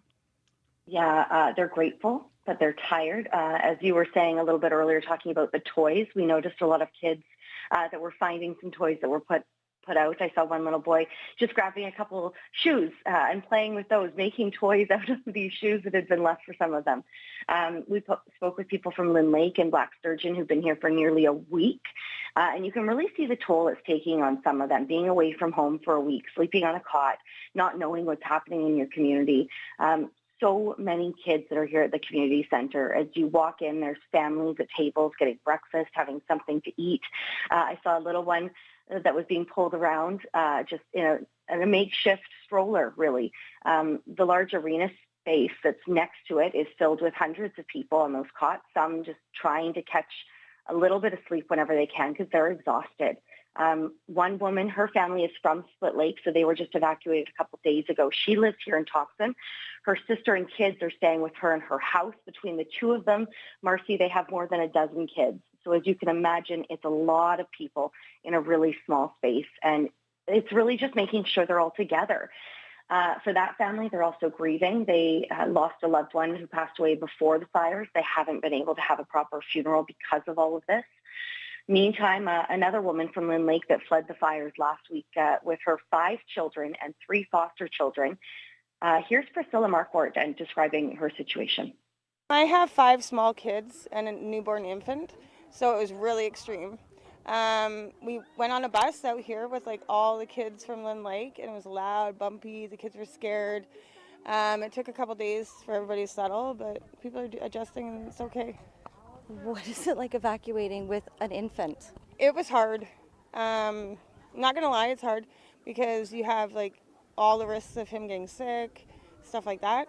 So basically, my main thing was just get him out, right? Because it's so smoky there. So yeah, but it's been okay. My husband finally showed up, came out a few days later. What about the wider city of Thompson? What are you hearing about how the community is stepping up and helping? Oh my goodness, Marcy, everybody is doing whatever they can. The Crisis Center Women's Shelter has been accepting clothing donations, and they're dropping them off at the center. They leave them out on a table so people can pick up what they need. They can sort through it, see what works for them, gives them a bit of dignity when it comes to that. They get to look through it. There's a group from MKO that's been putting together hundreds of care and hygiene kits that are being handed out. Kids are being given coloring books. They have some of the local teaching staff around helping keep those kidlets busy to give the parents a little bit of a break when they can. I spoke with Anthony McInnes yesterday. He is the city manager here in Thompson. And he says really they're doing whatever they can to just ease people's anxiety, make them feel as comfortable as possible. And that really means from the smallest of kids here to that infant, the 1-month-old that we saw, to the elders. We have a group of volunteers as well as city and MKO staff that are arranging events, taking kids to splash pads. There's movie passes, taking them to theaters, bowling. So any sort of activity we can find, as well as the sports that we can offer inside our own facility. So just trying to bring everything that the community has to offer to make our guests feel welcome.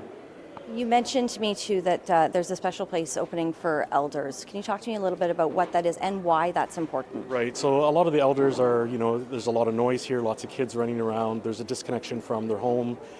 So we've partnered with University College of the North. They've got an elders room, there's a ceremony room, so we're setting up a special place that elders can go, and then other elders from our communities here can gather together and give supports, just to make them feel welcome and supported. I understand that something came up there that actually came up here on the air yesterday, Brittany, because we were talking to Pimicikamak Chief Daniel Monius about, a lot of his, community members are staying at the Lila Soccer Complex in Winnipeg. Mm-hmm. And he raised concerns about safety around the center for people. And I understand safety and security is a concern as well for people staying in the evac center in Thompson. How are officials making sure people there are safe? Yeah, absolutely. We know that people are being pulled from their communities. Some people are vulnerable. Some people, in some situations, have never left their home communities. And this is coming to a much bigger center. So Anthony was telling us they actually have 4 community safety officers here in Thompson who've been at the community center. But there's also those safety officers that are coming from the First Nations. Now, they're all working together. He thinks this is the first time this is really happening in the province because you have multiple First Nations and the city that are working together to make sure they have enough staff and support. So they do bag checks when people come in. That's just to ensure there are no safety risks about what is being brought into the center. There's, of course, a place for people to register so they can keep track of who is coming into the building if there is ever any concerns. And we also saw some police officers around, too, just there to be present, just making sure that there were no issues, making sure people also had somebody visible if they needed help or they had questions. So they're really doing a very good job here. Everybody that we spoke to said that they are feeling very safe. They're feeling very well taken care of. Now, I have to make a small correction because earlier in the show in the last hour, a few times I was talking about your flight to Thompson. I think I'm mixing up. Adrienne Arsenault was flying yesterday and she's on the show as well later. I know you drove up, but your description of what that was like was really quite something. You know, the air, the blackness. Tell us more about that drive that you made to Thompson on Monday. What was this like, the view from the car?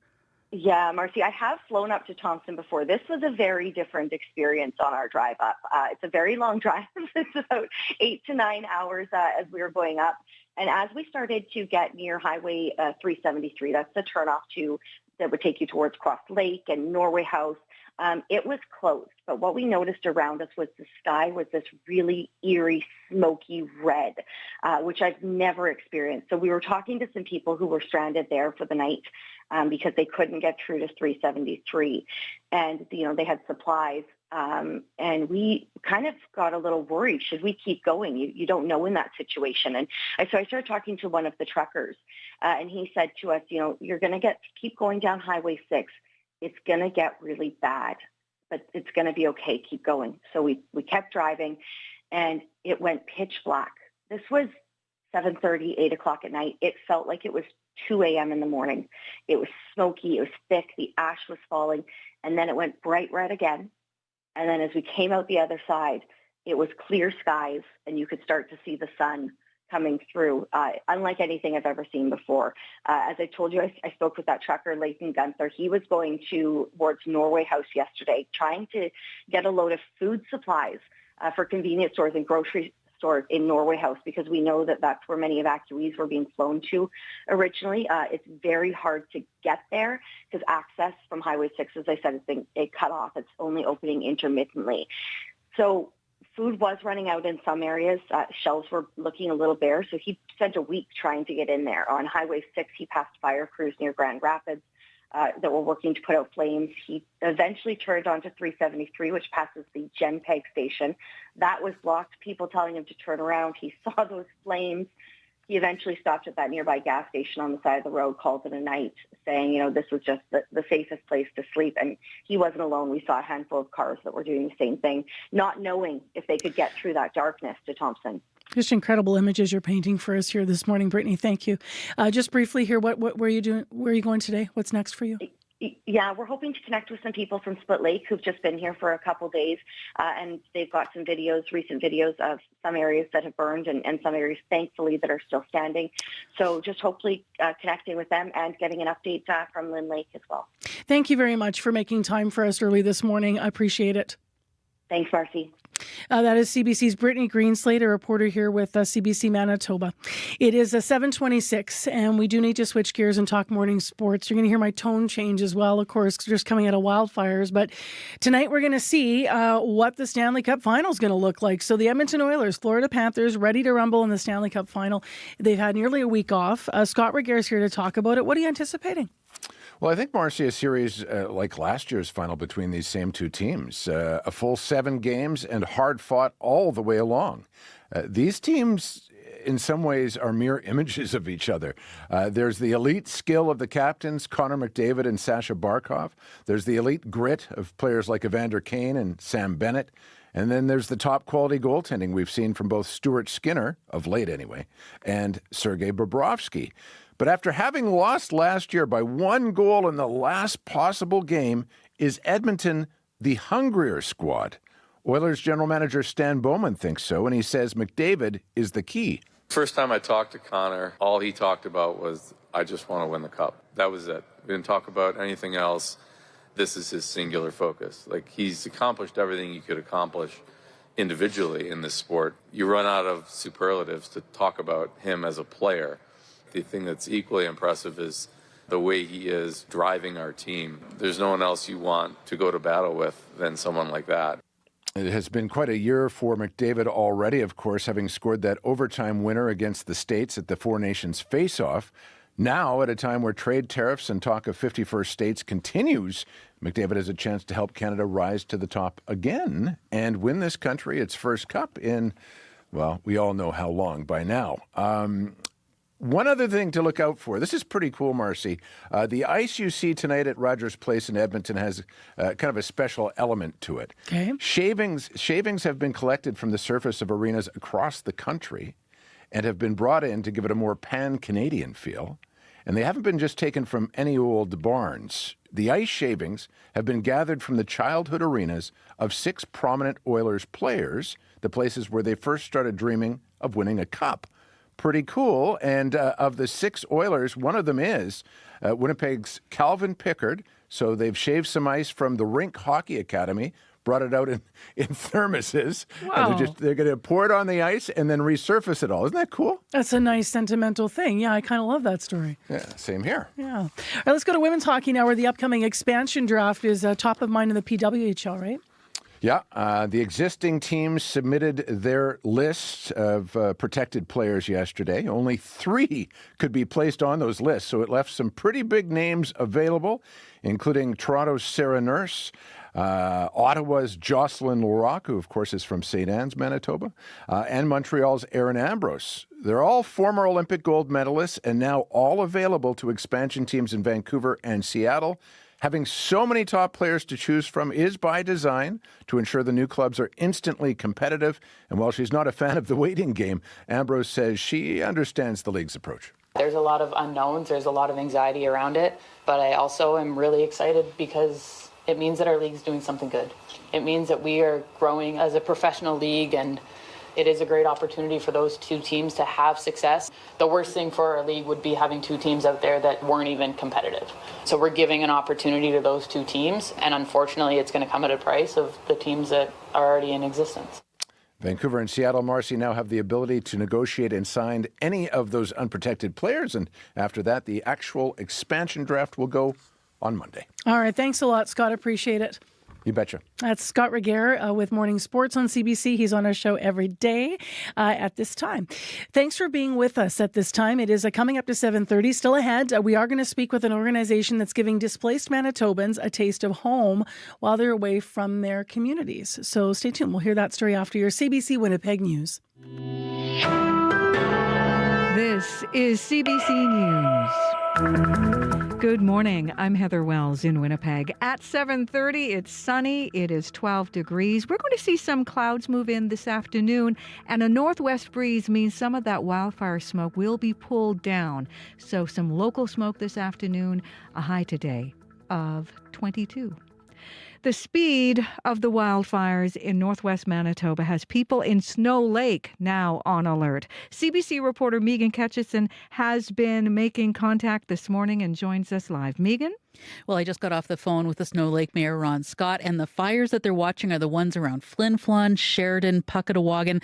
Now, those are being pushed by west and northwest winds, and he says it's being pushed quite quickly. There's still about 20 kilometers between the edge of that fire and Snow Lake, but he says he's been given advice from Manitoba Conservation that it's moving fast. So, yesterday morning, they issued a voluntary 48-hour notice to get out. It says anyone with health issues are supposed to leave, and Scott says this notice means people can get out with what they call pull behind equipment now. But we want to get as many people the option of getting out of town with any big items as soon as possible, because once we're into the 24-hour period, then it's just vehicles only. Scott says between the town of Snow Lake, the Hud Bay mining camp, and people who have been evacuated to there from Flin Flon, he says there's about 1,700 people in Snow Lake, and several hundred have already left. He says many will end up with friends and family in places like Winnipeg or Dauphin or Swan River because of issues, of course, with hotel rooms in Winnipeg. They're asking people to register with the Red Cross, and he says if conditions worsen, they will have to issue a a mandatory evacuation notice. Reporting live, Megan Ketchison, CBC News. Thanks so much, Megan. Now, 14,300 Manitobans are now registered with the Red Cross as wildfire evacuees. More than 400 of those are hunkered down every night at an emergency shelter in Thompson. They have come from several communities across the north. Thompson City Manager Anthony McInnes says every day they help people stranded because of the fires. Lots of times it's when people are down in Winnipeg for medicals or they're out visiting and then the roads are suddenly closed and there's no way for them to get home. And they're kind of stranded in the middle of nowhere. So they end up coming here because they know this is a safe place. They could get some meals, a little bit of shelter and safety. So once they knock on the door, we try to take them in. Priscilla Marquardt faced stressful moments evacuating her family from Lynn Lake to Thompson. I have 5 small kids and a newborn infant, so it was really extreme. We went on a bus out here with all the kids from Lynn Lake, and it was loud, bumpy, the kids were scared. It took a couple days for everybody to settle, but people are adjusting and it's okay.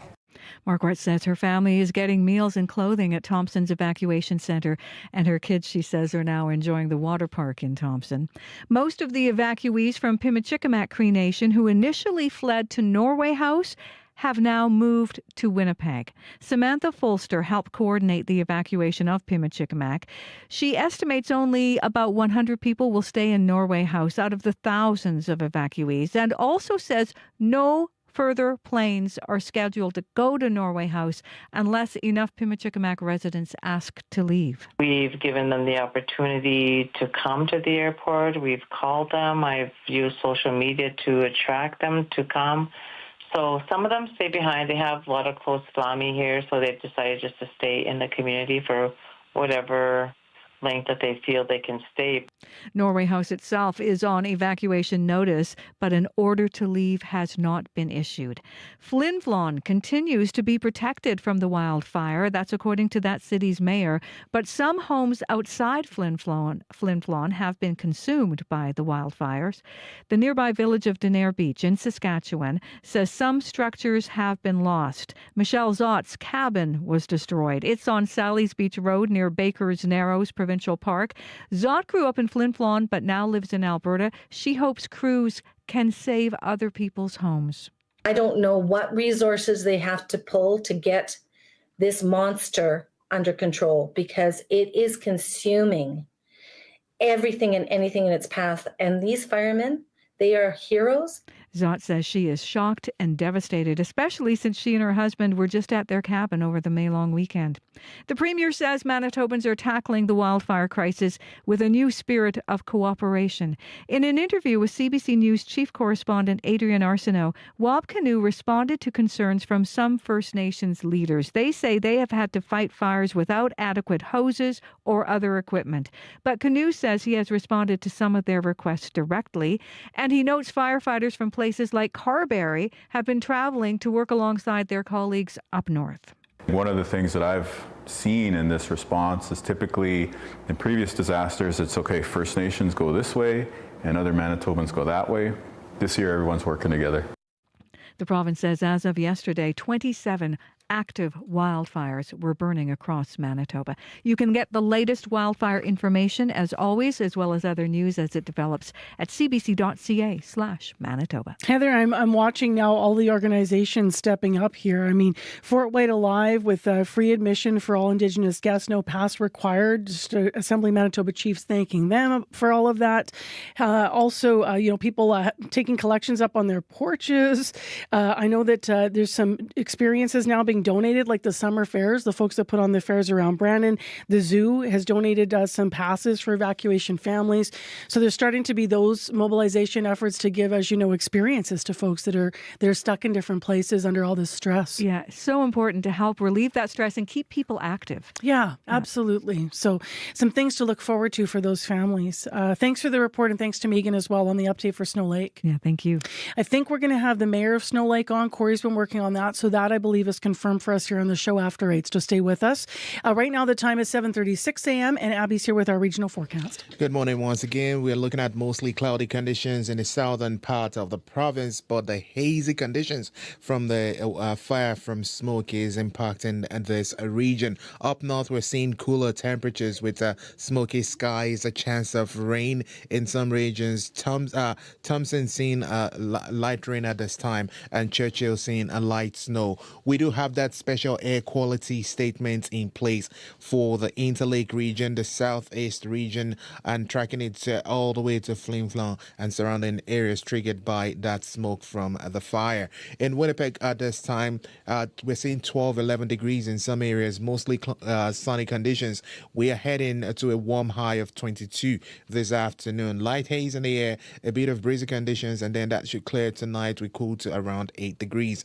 Across the southern parts of the province, temperatures between 7 and 11 at this time. The Red River, the Pembina Valley, the Westman, the Parkland, the Interlake region, we're expecting sunshine and hazy skies. Highs would be around 22 degrees. And then tracking conditions to the further north, we're seeing Thompson, Churchill, the Flin Flon. We're seeing temperatures hover between 1 and 6 degrees at this time. We have light rain in Thompson and light snow in Churchill. It's going to be much cooler up north, though the smoke is still a thing up there. Highs will range between 4 and 3 degrees. So Winnipeg at this time, we're seeing 12 degrees in some areas. We're seeing 11 in some areas. It's going to be sunny, slightly smoky there ahead, and high 22. Tomorrow looks even warmer, Marcy. We're going to get to a high of 24 with more sunshine in the forecast tomorrow. All right, thank you very much. Thank you. That's Abby Adiemi with our regional forecast on CBC. And now Sierra Sanders is here to tell us what's going on in the morning commute. It has been a pretty quiet morning on the commute. Haven't received any calls so far on the commuter line. Of course, wildfires in eastern and northern Manitoba are impacting highways, so make sure to check Manitoba 511 before you travel. And again, if there's anything slowing you down out there, you can call the CBC commuter line 204-788-3093. All right, thanks very much, Sierra. Well, it is now 20 minutes ahead of 8 o'clock here on the show. And next on the show, let's continue talking about all the efforts to help folks that are displaced for wildfires. Our next interview is about food. A little bit of trust in a lot of home-cooked meals. That is World Central Kitchen's signature recipe. And since 2010, it's an American nonprofit, and they've been responding to crises worldwide with food. Now they are in Manitoba. They're helping thousands of Manitobans who have been forced out of their homes because of these fires. So Peter Leto's in studio with us. He's part of the relief team here in Winnipeg, and he's here to talk more about it. Hi. Hi, how are you? I'm well. So what have the last few days been like for you? Meeting evacuees and trying to nourish them. Yeah, I arrived Sunday night. We got the call. We heard about the fires, and we immediately mobilized and deployed. Arrived Sunday night, immediately started talking to an airport manager.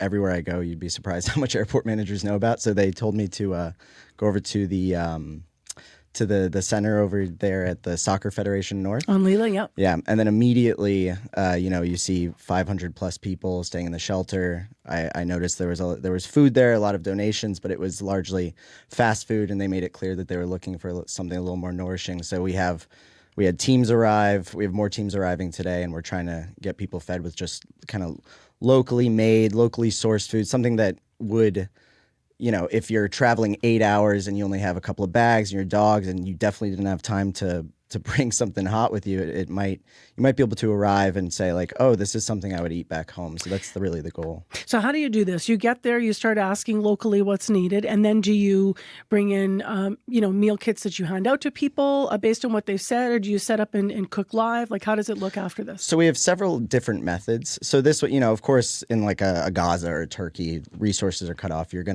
We would like build a large scale kitchen cooking hundreds of thousands of meals today. Here that's not necessarily needed. Winnipeg has resources. There's a wonderful network of local chefs and restaurants. So we source locally here by finding local restaurants and food trucks and paying them a price per meal to get these meals and then bring them to where the people are at. So, for example, we have a food truck station at the Billy Moisenko Center today. As people arrive from the north, they register, and then they can get a free meal from us. It's from today's Big Daddy Pierogies, which was pretty awesome to hear that the local food here is pierogies. One of them, yeah, for sure. So hot food was something you were hearing was needed, and you were wanting to move people away away from fast food. Yeah, we were seeing a lot of fast food. I visited all the shelters and the Welcome Center and some of the hotels, and I know people are, of course, going to be grateful for food in general, but, we're seeing a lot of fast food, and everyone was saying they could use something a little more nourishing. So we're finding more local meals, locally sourced meals. We even have meals going up to, first time was going up to Dauphin last night. We found a catering company up in Dauphin that we were able to source from and have them directly deliver. How important is trust from the community to you during this process of being engaged with feeding people?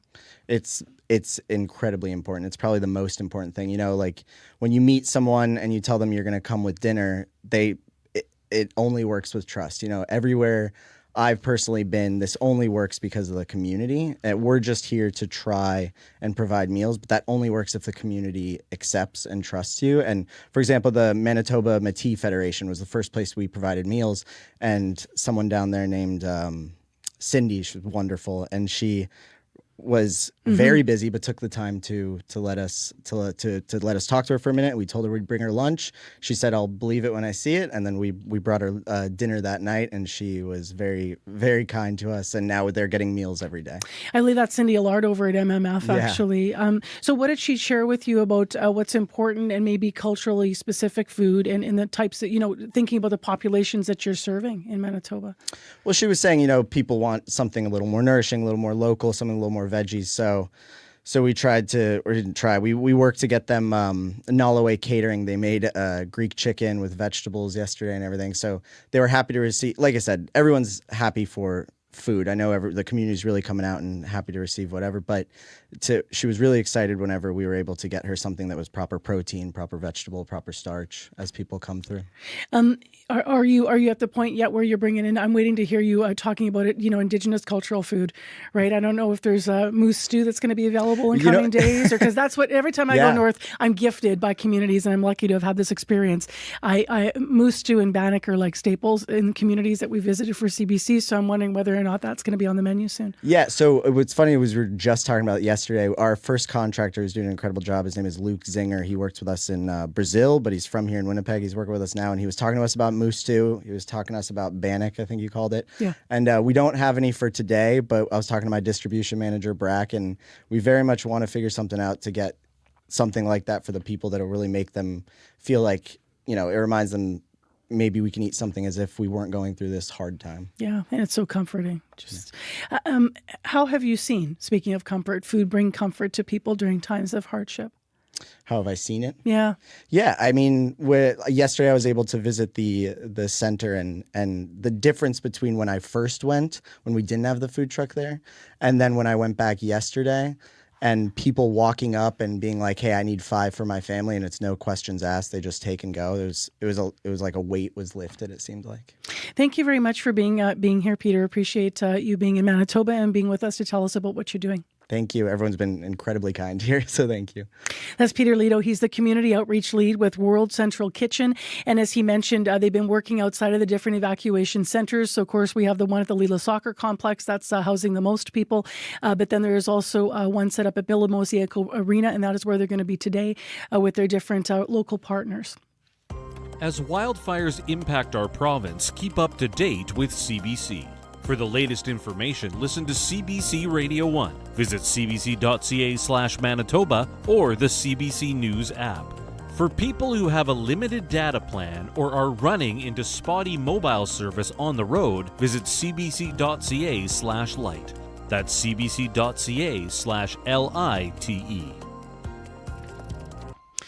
Well, as you heard, the speed of the wildfire in northwest Manitoba has people on Snow Lake on alert.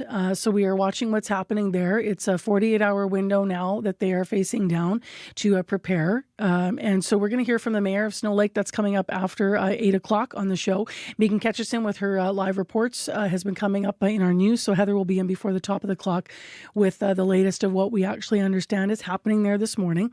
And then also still ahead on the program after 8 o'clock, CBC's chief correspondent, Adrienne Arsenault, is going to be live in studio. She had exclusive access with the Canadian Armed Forces in Norway House this week. So yesterday they were evacuating a personal care home. So she's going to be here with us to tell us exactly what that was like.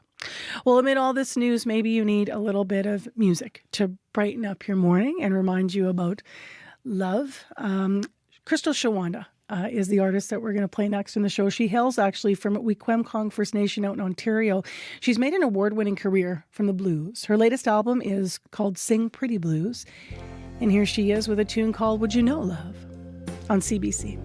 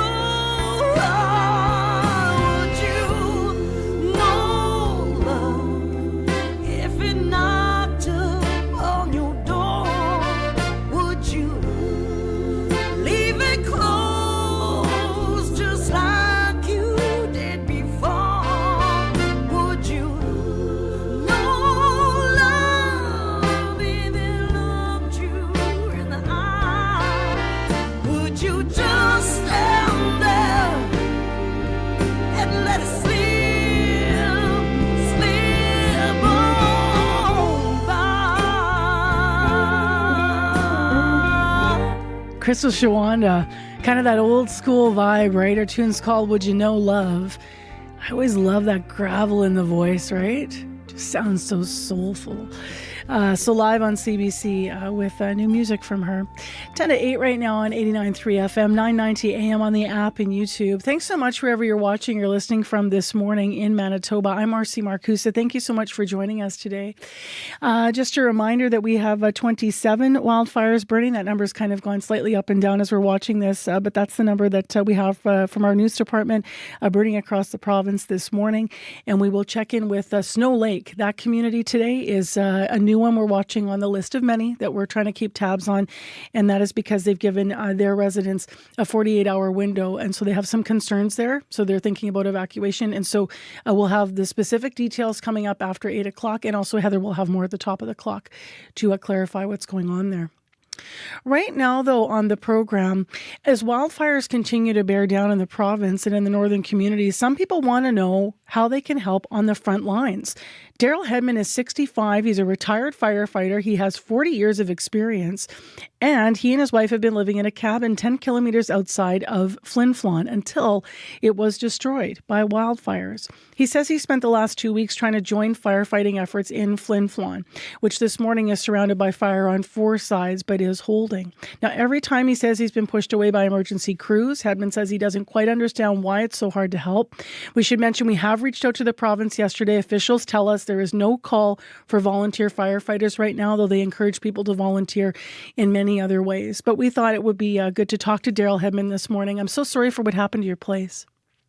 Good morning, Marcy. Actually, it wasn't the place that we live in. It was a remote cabin 30 miles north of Flin Flon. Yeah. So, no, it wasn't my home at all outside of Flin Flon. It better be standing. Yeah, okay. Yeah. I apologize for that. I had a bit of misinformation there. Yeah, that's okay. So you've been trying to volunteer to help firefighters in Flin Flon. First of all, why? What were you thinking about here? Well, there's myself, and there's probably just off the top of my head, I can count at least 30 of us that are retired that do have some talent to go after these fires. We did, like I said, we were COs and wildlife managers and everything else, but in the summertime, most of the summer was taken up by some of these larger fires and smaller district fires. So I feel that retired guys have a huge, we can assist in a huge way, and we're just getting told to. They're hiring a few. There's been a few hired in the south, but you go north, and it's just a brick wall to get some of us back. And I've been asking every day of fire manager and headquarters in Winnipeg, and it's just deny. They've got it under control, but when I'm looking at Flin Flon, looking at Puckatawagan on the news, no, there's nothing well in control. There's no plan. In Flin Flon alone right now, where I'm from, that's where I want to go and work and set up a command center, or help set up a command center with a couple of other individuals from Flin Flon. There's five people, and I could name them right from Flin Flon alone that are really trying to get into Flin Flon to help with this fire. Right now, there's no wildland firefighter anywhere in the Flin Flon area right as of yesterday. I want to ask about some of your experience. So your experience as a firefighter over your 40 years does include wildfire fighting, yes?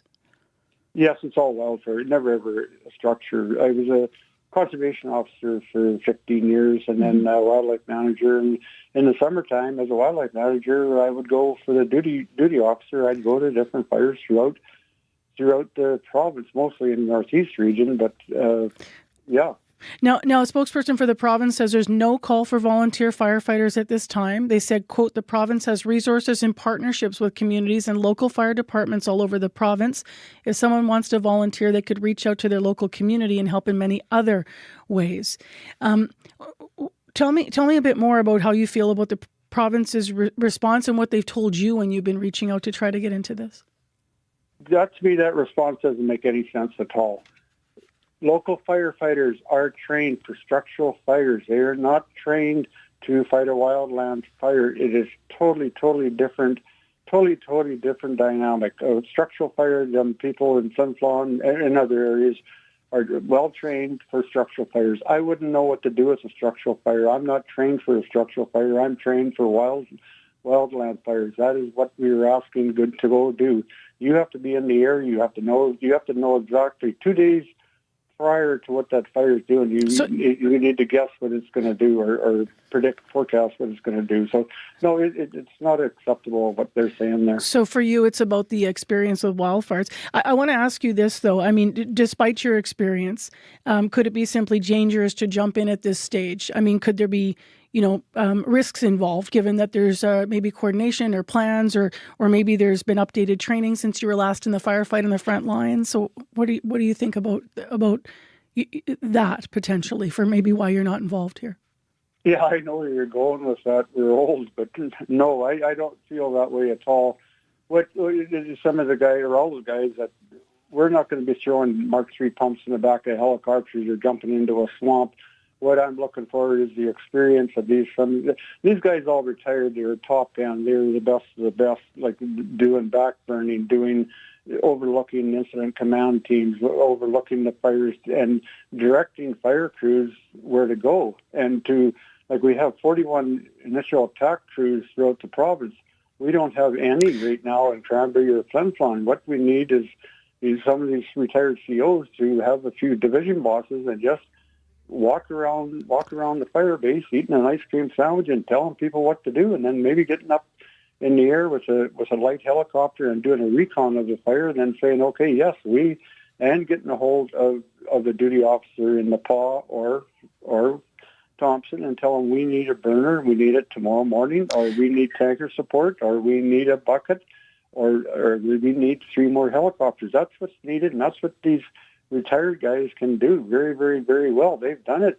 And I'm just not talking me. There's guys that are way better than me out there. What were you, just sorry to interject here, but I don't want to run out of time. We have to go to headlines in a moment. There's things developing in Snow Lake, but can you tell me about your last efforts to protect your cabin? You were in Flin Flon. You got an evacuation order.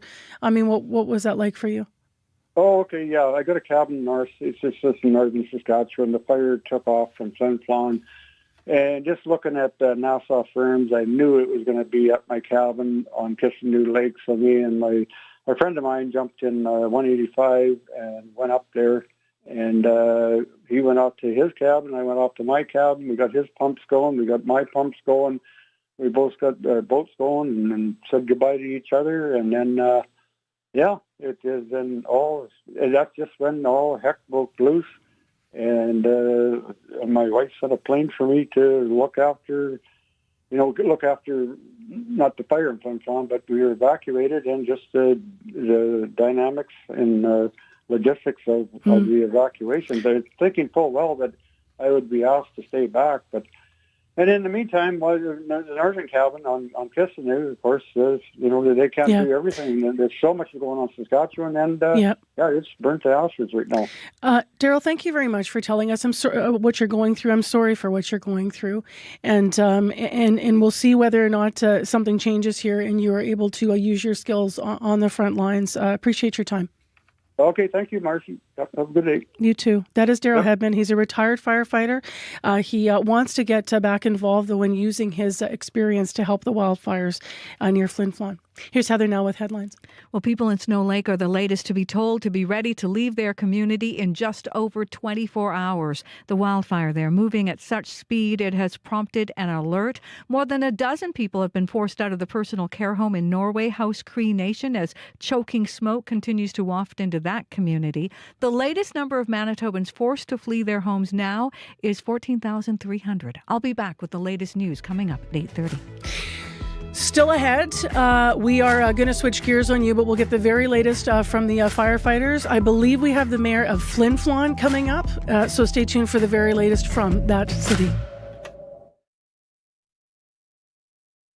On Cue with Tom Power. What do you do when you're a writer but you can't physically write anymore? Or you're a cartoonist but you can't physically draw anymore? Gabrielle Drolet is a Canadian artist who developed a condition where she became unable to use her hands. She'll be here to tell you how you adapt when you're faced with the unexpected. I tried to ignore the pain and just push myself. That's coming up on Cue, followed by Commotion with Elamine Abdelmahmoud on CBC Radio 1, the CBC Listen app, and everywhere you get your podcasts.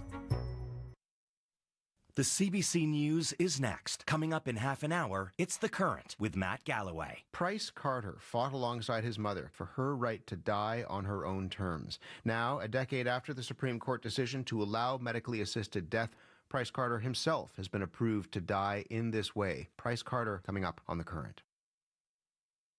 This is World Report. Good morning. I'm Marcia Young. As of the stroke of midnight, Canadian steel and aluminum producers started staring down increased U.S. tariffs. U.S. President Donald Trump signed an order late yesterday to double the levy, now at 50%. No reprieve came from a visit to Washington from Dominic LeBlanc, Canada's minister responsible for U.S. trade. The CBC's Janice McGregor joins me from Ottawa. And Janice, what happens now?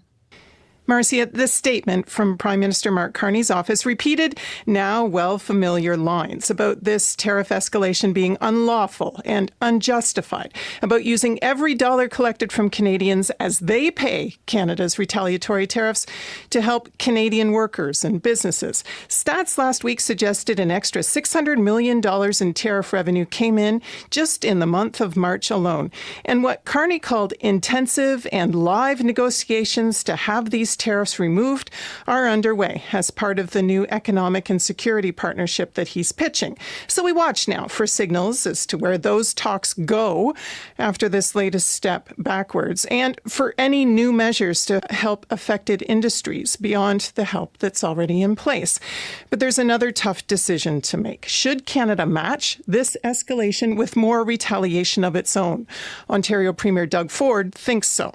If they keep on the 25% tariffs on steel, My recommendation is slap them with a 25% because we can't be kicked around any longer. Canada's steel and aluminum producers think more protectionism is needed at home too, warning that if Canada's tariffs aren't as high as America's, foreign imports displaced from the U.S. may elbow out Canadian products. Why wouldn't Canada retaliate in kind? Well, there was a reason that Canada pulled back on its counter tariffs in April and paused about 30% for 6 months, essentially offering a big batch of remissions all in one go for the most affected industries. It's because Canada's retaliation is inflationary. It hurts Canada's economy, its manufacturers, its jobs. Finance Minister François-Philippe Champagne yesterday said they're looking at perhaps doing more, but look, being elbows up sometimes gives your neighbor a black eye. All right. Thank you, Janice. You're welcome. The CBC's Janice McGregor in Ottawa. The Bank of Canada will make its next interest rate decision later this hour. Many economists expect the central bank to leave the rate unchanged at 2.75%. David McDonald is senior economist with the Canadian Centre for Policy Alternatives. He says there's still lots of uncertainty. On one hand, a trade war with the U.S. means a shrinking economy. And then we've got the other scenario, which is really more the nothing burger scenario, where Trump talks big and threatens all these big tariffs and then backs down in the end. And so we still have an impact of that, of slow growth in the second quarter of this year, but we don't see any big spike in prices. During its last meeting in April, the bank held the rate, saying it needed more clarity on how the Canada-U.S. trade dispute will affect the economy. Wildfires are causing more damage to communities in northern Saskatchewan. Hundreds of homes and structures have burned, and thousands of people have been forced to evacuate. Premier Scott Moe says thousands more need to be ready to do the same. Many of those who have already left are waiting to see what remains of their communities. Alexander Silberman has more. Wildfire tore into La Ronge, Saskatchewan mere hours after evacuees got out. The mayor says more than a dozen homes now destroyed. Crews still battling to protect the remaining homes and businesses against unrelenting wind gusts of up to 90 kilometers per hour. They just can't battle the flames with those kinds of winds just throwing it around. Mayor Joe Hordusky says firefighters from 8 communities are continuing to fight to save buildings as some of the only people left in town. It's become a very, very dangerous situation. Hundreds of kilometers to the northeast in Denair Beach, near the Manitoba border, fire tore into town. The last firefighters on the ground airlifted out with conditions too dangerous to keep up the fight. We all were just shocked. Brooke Kindle and her neighbors evacuated just in time, watching from doorbell cameras as flames devastated the community. It took one house after another all the way up the street until it took ours. The Saskatchewan government says more than 400 homes and buildings have been destroyed so far. Thousands of evacuees are now on the move, waiting to see what lies ahead for their communities. Alexander Silberman, CBC News, Prince Albert, Saskatchewan. A U.S.-backed aid group says it is stopping distribution of food in Gaza today. The Gaza Humanitarian Foundation says the pause will last 24 hours. Dozens of people have been killed in recent days near its sites. The GHF says it is discussing ways to improve security. James Elder is a spokesperson with UNICEF in Gaza. He says more aid needs to get out. People are walking 15, 20 kilometres, 10, 15 miles. Every single person, again, I haven't been here for 6 months, every person hand to mouth showing you that hunger. Teenage boys in tears at the car window showing me their ribs. Elder says the GHF is operating just a handful of food distribution sites. He says during the most recent ceasefire, 400 sites were giving out aid in Gaza. Sexual assault centers say the number of calls they're receiving are up, and they say many of the people phoning in were prompted by the sexual assault trial of 5 hockey players taking place in London, Ontario. The CBC's Kate Dubinsky has more. Hello, bonjour, London Abuse Women's Center. How may I help you? Jennifer Dunn says the number of calls often increases when there is a heightened awareness about issues of sexual violence. She heads the London Abused Women's Centre in London, Ontario, where the trial of 5 former Canadian World Junior hockey players draws to a close. There have been current clients that have told us that the trial is impacting them, whether it's addressing trauma that's being brought to the forefront based on what's going on, worries around what happens if they choose to report what has happened to them. The complainant in the case was in the witness box for more than a week, being questioned and cross-examined by 5 teams of defense lawyers. Julie Lalonde is a victim's advocate based in Ottawa. She says she's heard from sexual assault centres across the country about a spike in demand for services. Because women see themselves reflected in this experience, and it's their worst nightmare played out, really. At the Sexual Assault Support Centre of Waterloo Region in Ontario, there's been a 25% increase in calls to the 24-hour support line since the trial started. Carly Doucette works with the centre. She says women say the trial has opened up questions about the reporting and court process. There are lots of survivors who are very hesitant about pursuing justice through our current legal system. Closing statements in the trial are scheduled for next week. Kate Dubinsky, CBC News, London, Ontario. Deep sea mining is getting a lot of attention, especially with U.S. President Donald Trump pushing to fast-track mining approvals. Trump wants to counter China's pursuit of ocean minerals, but there's growing opposition to disturbing the delicate and unknown ecosystems of the deep oceans. Anayat Singh has more. In Collingwood, Ontario, deep-sea mining firm Impossible Metals is conducting tests for its mining technology in the waters of Georgian Bay. We're demonstrating our Eureka 2, which is our second-generation underwater robot for deep-sea mining. Oliver Gunasekara is the CEO of the company which is seeking approval to mine the ocean floor off the coast of American Samoa in the Pacific Ocean. The robot has a bunch of mechanized claws, a bit like the arcade crane games, which will pick up rocks from the bottom of the ocean which contain valuable minerals like cobalt and nickel. We actually are going to need massive quantities of all of these metals, and the ocean has the biggest source, and we can access it for the lowest cost and the quickest time with the least environmental impact. But scientists have growing concerns over this new watery gold rush. Johan Rockström heads the Potsdam Institute for Climate Impact Research in Germany. There is no rational argument for why we need to have very expensive deep-sea mining technologies that pose so large risks to ocean stability when rare earth metals for the green transition are available on land. Rockström has joined other leading oceans and climate researchers in a letter published in the scientific journal Nature Today, calling for a ban on exploiting the high seas at least until the full impacts are better understood. Countries will meet in France this week at a UN conference to discuss a new treaty to protect the oceans. Inayat Singh, CBC News, Toronto. And that is the latest national and international news from World Report News Anytime, cbcnews.ca. I'm Marcia Young.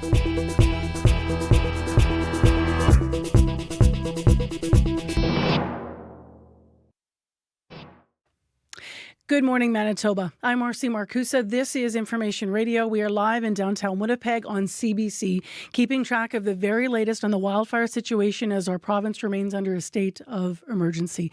This is 89.3 FM, 990 AM on the app and YouTube. We have been following a lot of developments this morning. So in moments, we're going to hear a conversation I had, just minutes ago with the mayor of Flin Flon. They have an update from that community, and it has to do with supplies getting to firefighters and food specifically. And so I just want to flag that because I know a lot of people are listening from the city of Flin Flon, and I don't want to overstress you, but he will also give us an update on what's happening with the firefight there. But we'll have that live in a moment. We also are hearing news this morning out of the community of Snow Lake. And for that news, we go to Heather Wells now with our headlines at 10 after 8. Good morning. Well, hundreds of people are on the move from Snow Lake because of the threat of fire just kilometers away. Mayor Ron Scott says yesterday morning they issued a 48-hour voluntary evacuation notice. He says it is for people who have health issues, families who want to get out, and anyone with trailers. Scott says the fires they're watching are the ones impacting Flin Flon, Sheridan, and Puckatawagan. So we'll bring you the latest on that. This morning, more than 14,000 Manitobans are out of their homes. That is the latest number of evacuees registered with the Red Cross. 27 active fires are burning across Manitoba. I'll bring you the latest coming up in our next local news at 8:30. All right, thank you, Heather. You're welcome. Just to situate Snow Lake, right? It's the center. It's centered between the cities of Flin Flon, the Paw, and Thompson. It's kind of the geographical center there. We're also going to have a full interview with the mayor of Snow Lake this half hour, so stay with us for that. Right now, let's turn to Abby Adiemi for a brief look at our forecast today. Sun and haze in the southern part of the province. It's cooler with smoke, some rain, some snow in the northern part. Winnipeg sits at 12 degrees right now, warming up to 22. And the commute, Sierra? So far, pretty quiet on the commute, but if anything comes up here in the last half hour of the show, you can give me a call on the CBC commuter line, 204-788-3093.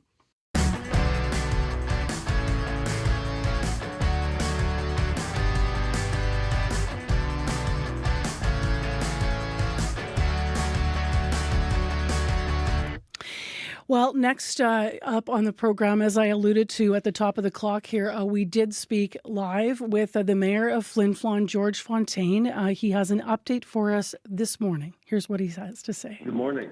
Just to get right into the new focus here, and we'll get into the wildfire update in a moment, but you have a need for supplies. Tell me about that. Well, what it is, and I've messaged with the Premier, what's happened is that we have untrained people, and just a few of them, a very, very small group, and they're trying to feed 250 men. The problem is that we need more, a specialized team in there to do this, and we also need more food. I mean, they've been raiding the grocery stores and that sort of thing, and they're within a couple of days of not being able to have enough food to provide to all these men. So I've made that clear to the province, and hopefully they can do something about it.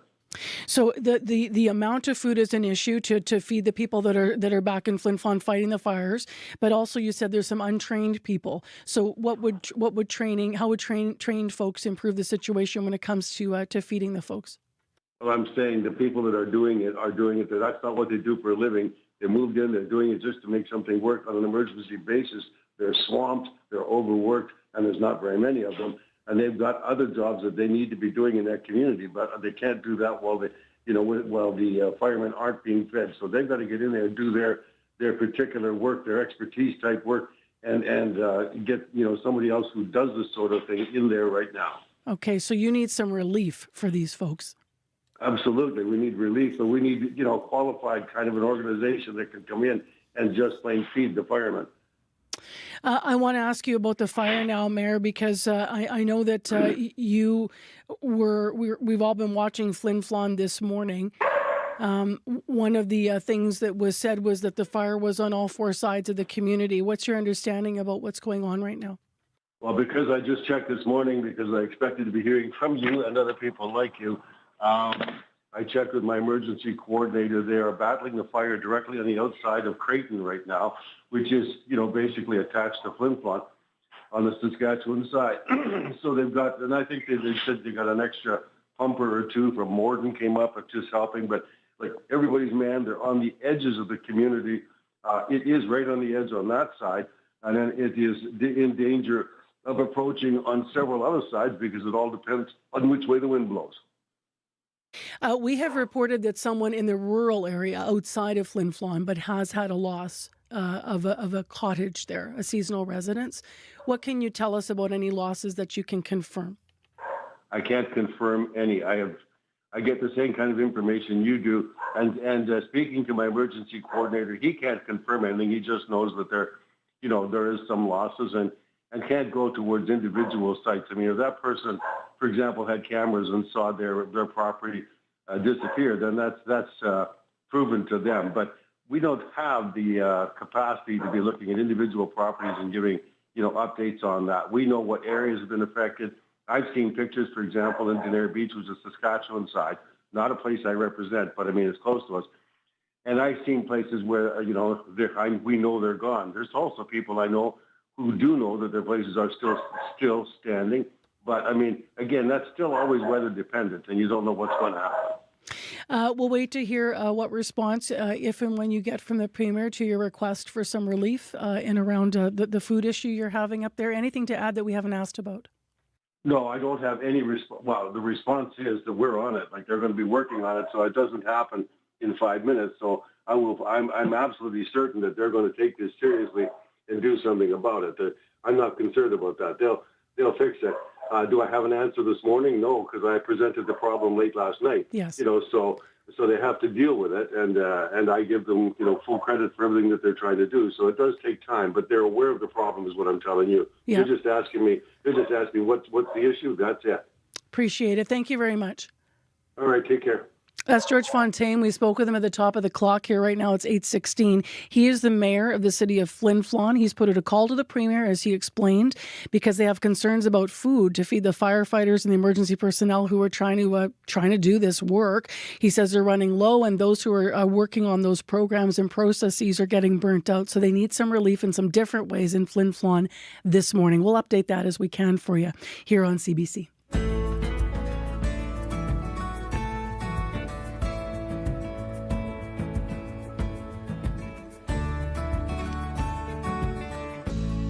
He, by the way, is in Winnipeg. He's staying at his son's place. You might have heard the dog barking in the background there. And speaking of which, a lot of you are still asking me and writing to me about where you can help.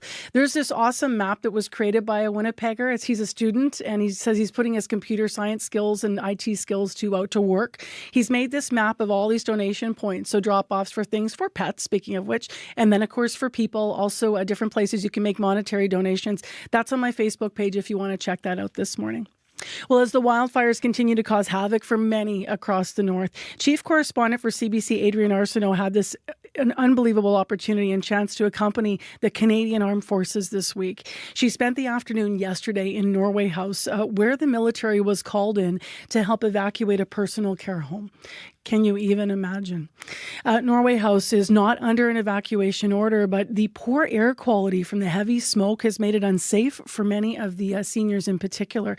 And Adrienne Arsenault's in studio. So nice to see you in Manitoba. Hey, really nice to see you. I was just thinking about that map that student created. Like, this is where people come out of the woodwork with all their great skills, right? And lean in together. So that's a fantastic resource. I know. There's just all these people, whatever they can do, they're finding a way to do. The smoke in Norway House, how bad was it? It was pretty bad. It was interesting as we were flying in. The flight crew from 8 Wing Trenton, who were at the controls of the Hercules, warned us before we took off. Listen, it's going to be bumpy, of course. We might have to take a few passes to get into Norway House because the smoke is really thick. The winds are very heavy. It is a short gravel runway, and this is a big bird. They were amazing. They managed to get in, but it's a quick drop, and it's thick. It was pretty sunny up in the sky, and then you come down into like what is a yellowy, cloudy day, and that's not because it's a yellowy, cloudy day. It's because of the smoke. And right away, you can start to smell it even several thousand feet in the air, and it just gets thicker and thicker. So imagine if you have health problems. They had medevaced some people out the day before who were bedridden, right? So who certainly couldn't tolerate like a long trip sitting on a Hercules. So the medevacs had been whirling, getting people out, but this was the moment to get the people who were sort of ambulatory out. Many of the residents being helped out of the care home, I understand, Adrienne, have actually dementia. Yeah. How are the staff able to care for them? In this acute moment of stress? Well, firstly, honestly, personal support workers anywhere in this country don't get paid enough. They are incredible people, and they were trying as best as they can. Understanding was a real barrier yesterday. About 75% of the people in the residents have dementia, and so they were just looking after just keeping them comfortable and calm was the key, making sure they had their ear protection in because it's so loud in these planes, and that is, that's creates anxiety in all sorts of people. But the care workers just did not leave their sides. And I noticed there were on board the flight was a doctor, critical care nurses, medical techs, and each resident who was being loaded onto the plane with their walker or wheelchair was accompanied by like 2 or 3 people, a care worker as well as members of the military, ever so gently. Imagine moving a walker on a gravel runway that's sort of bumpy down from the terminal. Each step is precarious. And so they had their arms around them, smiling, getting them comfortable. It was terrifying and beautiful, sort of all at once. How were you talked to some of the caregivers? Obviously, how were they able to explain what was happening to these folks? Because I suspect even when you don't know, it's how much do you explain? What did you hear and what did they share with you? From what I could see and hear, because we tried. You'll notice if you see the story, you don't see the faces of the people who have dementia because they can't consent privacy. to any of that, right? So we were trying not to listen too carefully, but it was a small room, and I heard lots of people saying, "You're safe, you're safe." And I think and I'm with you, a familiar face. But that means that the care workers are leaving with the residents and not with their families, right? So they have to leave their own families behind. They came to Winnipeg. The residents have a place to go because Norway House has like a sister community here that can take them in, but not for the staff. The staff had no idea where they were going to be sleeping, but they knew what they would be doing when they woke up, which was going right to their residents to look after them. There were also other people coming out of Norway House at the time because we know there's a lot of people there. It's been a hub, as you've been describing. What kinds of stories did you hear otherwise? I met this amazing guy named Mitch Spence. He has 7 people in his family. And so Mitch is from Cross Lake, and they decided to evacuate to Norway House with a camper because, they got lots of little kids and stuff. So they took their home and they compressed everything into a camper, went to Norway House. Then everybody's sleeping on floors and they're grateful for the hospitality, but it's not, it's not sustainable for more than a day or two. And so they were told they were on a list to be flown to Niagara Falls, but it's 1 bag a person. So now they've gone their house into a camper van into 1 bag a person. And so they had no idea what was waiting for them in Niagara Falls, how long they'd be there. Can the kids go to school? I mean, are we talking weeks? Are we talking months? What's Niagara Falls if you've never been there before? What are you going to do with the kids? What are the accommodations like? So the questions were huge. But the kids were great. For kids, a big plane like a Hercules and lots of people in uniforms and there's high fives everywhere and these funny little earplugs. The kids were like, this is the best day ever. It was pretty cute. If you haven't seen Adrian's story, I'm smiling ear to ear because that's the first thing I said this morning and I was watching some of the footage. There's this little kid in his Oilers jersey because the Stanley Cup playoffs start tonight. And his mom's got a jersey on too for Edmonton. And he's beaming for exactly that reason. It's in his moment in his life, it's for sure an adventure of sorts. Or maybe being framed that way from mom. I don't know. I mean, I think his mom, everybody was actually grateful to see the kids because on the one hand, you have these people you're so worried about, right, who are not well and so confused. And then you can see everybody smiling with these little guys. And they were enchanted by the uniforms and wanted to push all the buttons and the patches. And I think that lifted the whole mood for everybody. Well, what's going to stay with you as you eventually, obviously, you're going to leave Manitoba? What moments are you going to take with you? Well, I never want to leave, right? I don't personally as a reporter. I want to stay. That interview you did with the mayor talking about having to get food for people breaking into, understandably, into stores. These are stories we need to tell, and I still want to be a part of that. But as we head back, what's on my mind is how many people we saw who were putting other people before them. So the pilots, this is brave, right? This is brave to fly through ash clouds. This is brave, but they know what they have to do to take one more pass, to drop down, get one more family. The caregivers who are saying, my family will be okay, but it's this resident I'm worried about. Time and time again, I think people are, I wonder how long they will be able to be this resilient, but man, they are showing up for each other, and it's impressive. It's sad, but it's really impressive. We're in a moment, and we're going to be in the moment for a while. Yeah. We haven't yet talked about mental health and people going back and compounding losses. I feel like that with fires especially, it just feels like it's Let's take it a day at a time. Let's take You it have to. an hour at a time. Yeah. Speaking of which, we're actually going to go to Snow Lake next and find out what's developed there. Thank you so much for this and for being in studio. My pleasure. Really nice to see you. Nice to see you too. That is CBC's chief correspondent, Adrienne Arsenault. She's been doing the National out of Winnipeg for the last couple of nights, but she's been all over Manitoba sharing these important stories.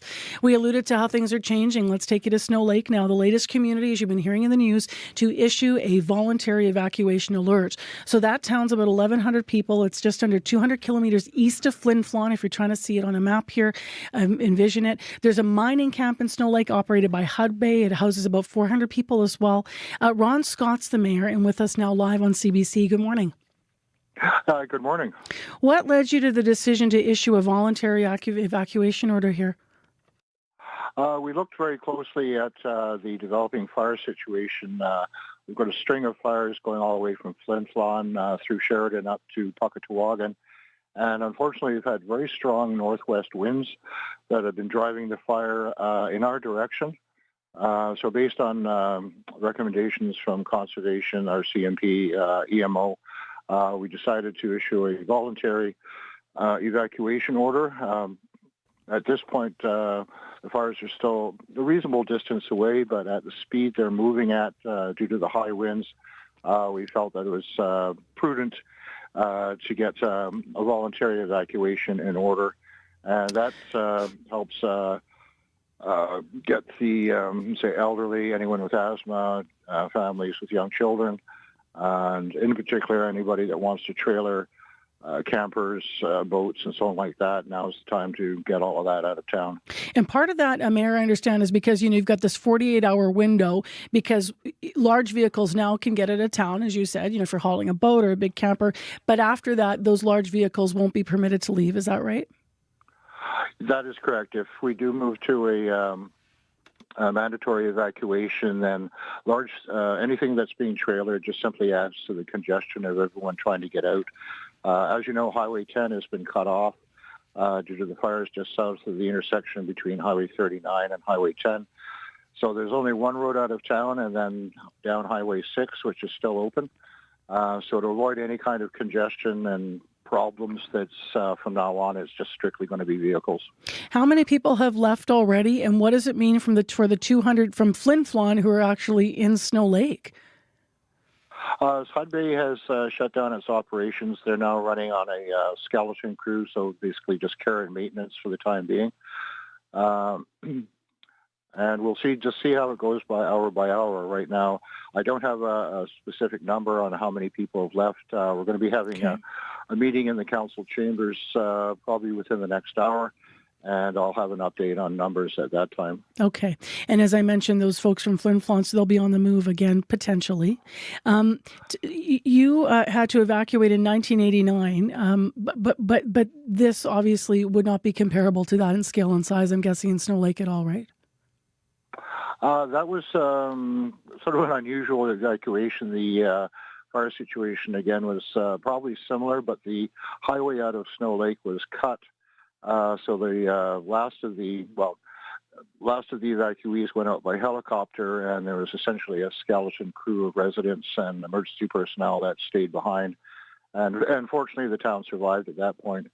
But now the fuel load in the forest is quite high, and with these winds that don't seem to want to let up, we just decided to be very cautious and issue the voluntary evacuation. Okay, we're going to go to News Live next, but can you leave us with either a phone number or a Facebook page, or where should people go who are listening and would like information specific to Snow Lake? Our Facebook page, Town of Snow Lake, is operational and is updated as often as we can. Okay. And the town office is still functioning, so you can use that telephone number. And then, of course, you can give me a call. Okay. Thank you very much. I know that you have an incredibly busy morning, but important information to pass along. I appreciate you being on CBC. Okay. Thank you very much for the opportunity. Yeah, be safe. That is Ron Scott, the mayor of Snow Lake. CBC's reached out to Hudbay, by the way, to hear how the voluntary evacuation alert impacts the mine. The mayor's talking already about an impact there. We've yet to receive an official response. Your news is next. This is CBC News. Good morning. I'm Heather Wells in Winnipeg. At 8:31, it is sunny, 13 degrees. We'll see some clouds move in this afternoon with local smoke because of that northwest breeze bringing some of the wildfire smoke south. A high today of 22. The mayor of Flin Flon says people left in his city are desperate for firefighter relief and for food. Mayor George Fontaine says the city is surrounded by fire on all sides and crews are doing what they can. He says he has reached out to the province for more help on the ground. And we also need more food. I mean, they've been raiding the grocery stores and that sort of thing, and they're within a couple of days of not being able to have enough food to provide to all these men. So I made that clear to the province, and hopefully they can do something about it. Fontaine says they need people and organizations to prepare food for the firefighters so they can keep going. He says so far inside Flin Flon, even with fire burning the edges of the community, no properties have been destroyed.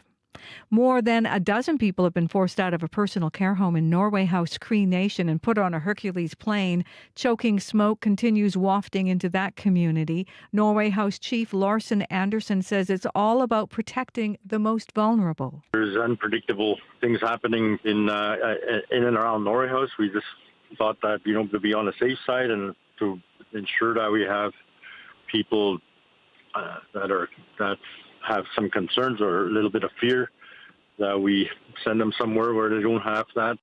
Norway House is on evacuation notice. Now, 14,300 Manitobans are now registered as wildfire evacuees. More than 400 of those are hunkered down every night at an emergency shelter in Thompson. They've come from several communities across the north. Anthony McInnes is Thompson's city manager. He says each day they help people stranded because of the fires. Lots of times it's when people are down in Winnipeg for medicals or they're out visiting and then the roads are suddenly closed and there's no way for them to get home. And they're kind of stranded in the middle of nowhere. So they end up coming here because they know this is a safe place. They could get some meals, a little bit of shelter and safety. So once they knock on the door, we try to take them in. McInnes says they have meals, clothing, activities for kids and laundry services and are setting up a special quiet place for elders to escape the chaos. Manitoba's premier says he is proud of the way the province has stepped up to meet the challenge of the wildfires. Wab Canoe says people have done their part to make sure evacuees are safe and sheltered. But he says the next step is to look after the mental and emotional well-being of the evacuees. One of the things that's really jumping out a few days into sheltering folks and making sure that they can find their way to safety are the mental health and the psychosocial supports.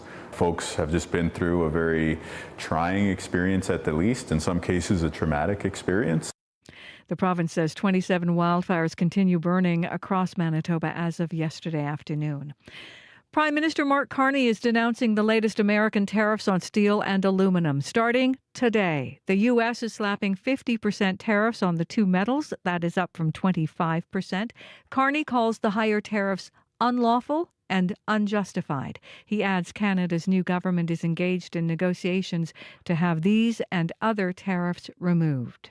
Manitoba PCs have nominated a party volunteer to run in the upcoming Spruce Woods by-election. The party has appointed Colleen Robbins as a candidate. In a letter to party members, the PCs say she was the only candidate to complete the application process. Former PC leadership candidate Wally Dowdrich initially expressed interest in the nomination but did not apply. The resignation of former MLA Grant Jackson, now a Conservative MP, created that vacancy in Spruce Woods. The by-election in Spruce Woods must be held by September 24th. You can find the latest on the wildfire situation as well as other news throughout the day. Just head to cbc.ca/Manitoba. Thank you very much, Heather, to you and the whole news department this morning. Thank you. That is Heather Wells, of course, with Megan Ketchison and Joni Nicolo in our news department. Our live team today, Abby Adeyemi, Corey Funk, Brad Lillies, as well as Sierra Sanders. Thanks to those who worked in the program. Our CA reporter with an item today, Jim Agapito. The associate producers, Chidi Akuma, Jenna Badasso, and Marshall Hodgins with items on the program today. All right, last quick look at the weather, Abby. Yeah, we're looking at sunny and hazy day in the southern parts of the province. Cooler with smoke, some rain, some snow in Churchill this morning. Winnipeg still at 13 degrees, heading to a high of 22. Tonight we drop to 8, and in the southern parts we're seeing temperatures climb to 22. Up north, we'll see highs between 4 and 13 degrees. All right, thanks, Abby.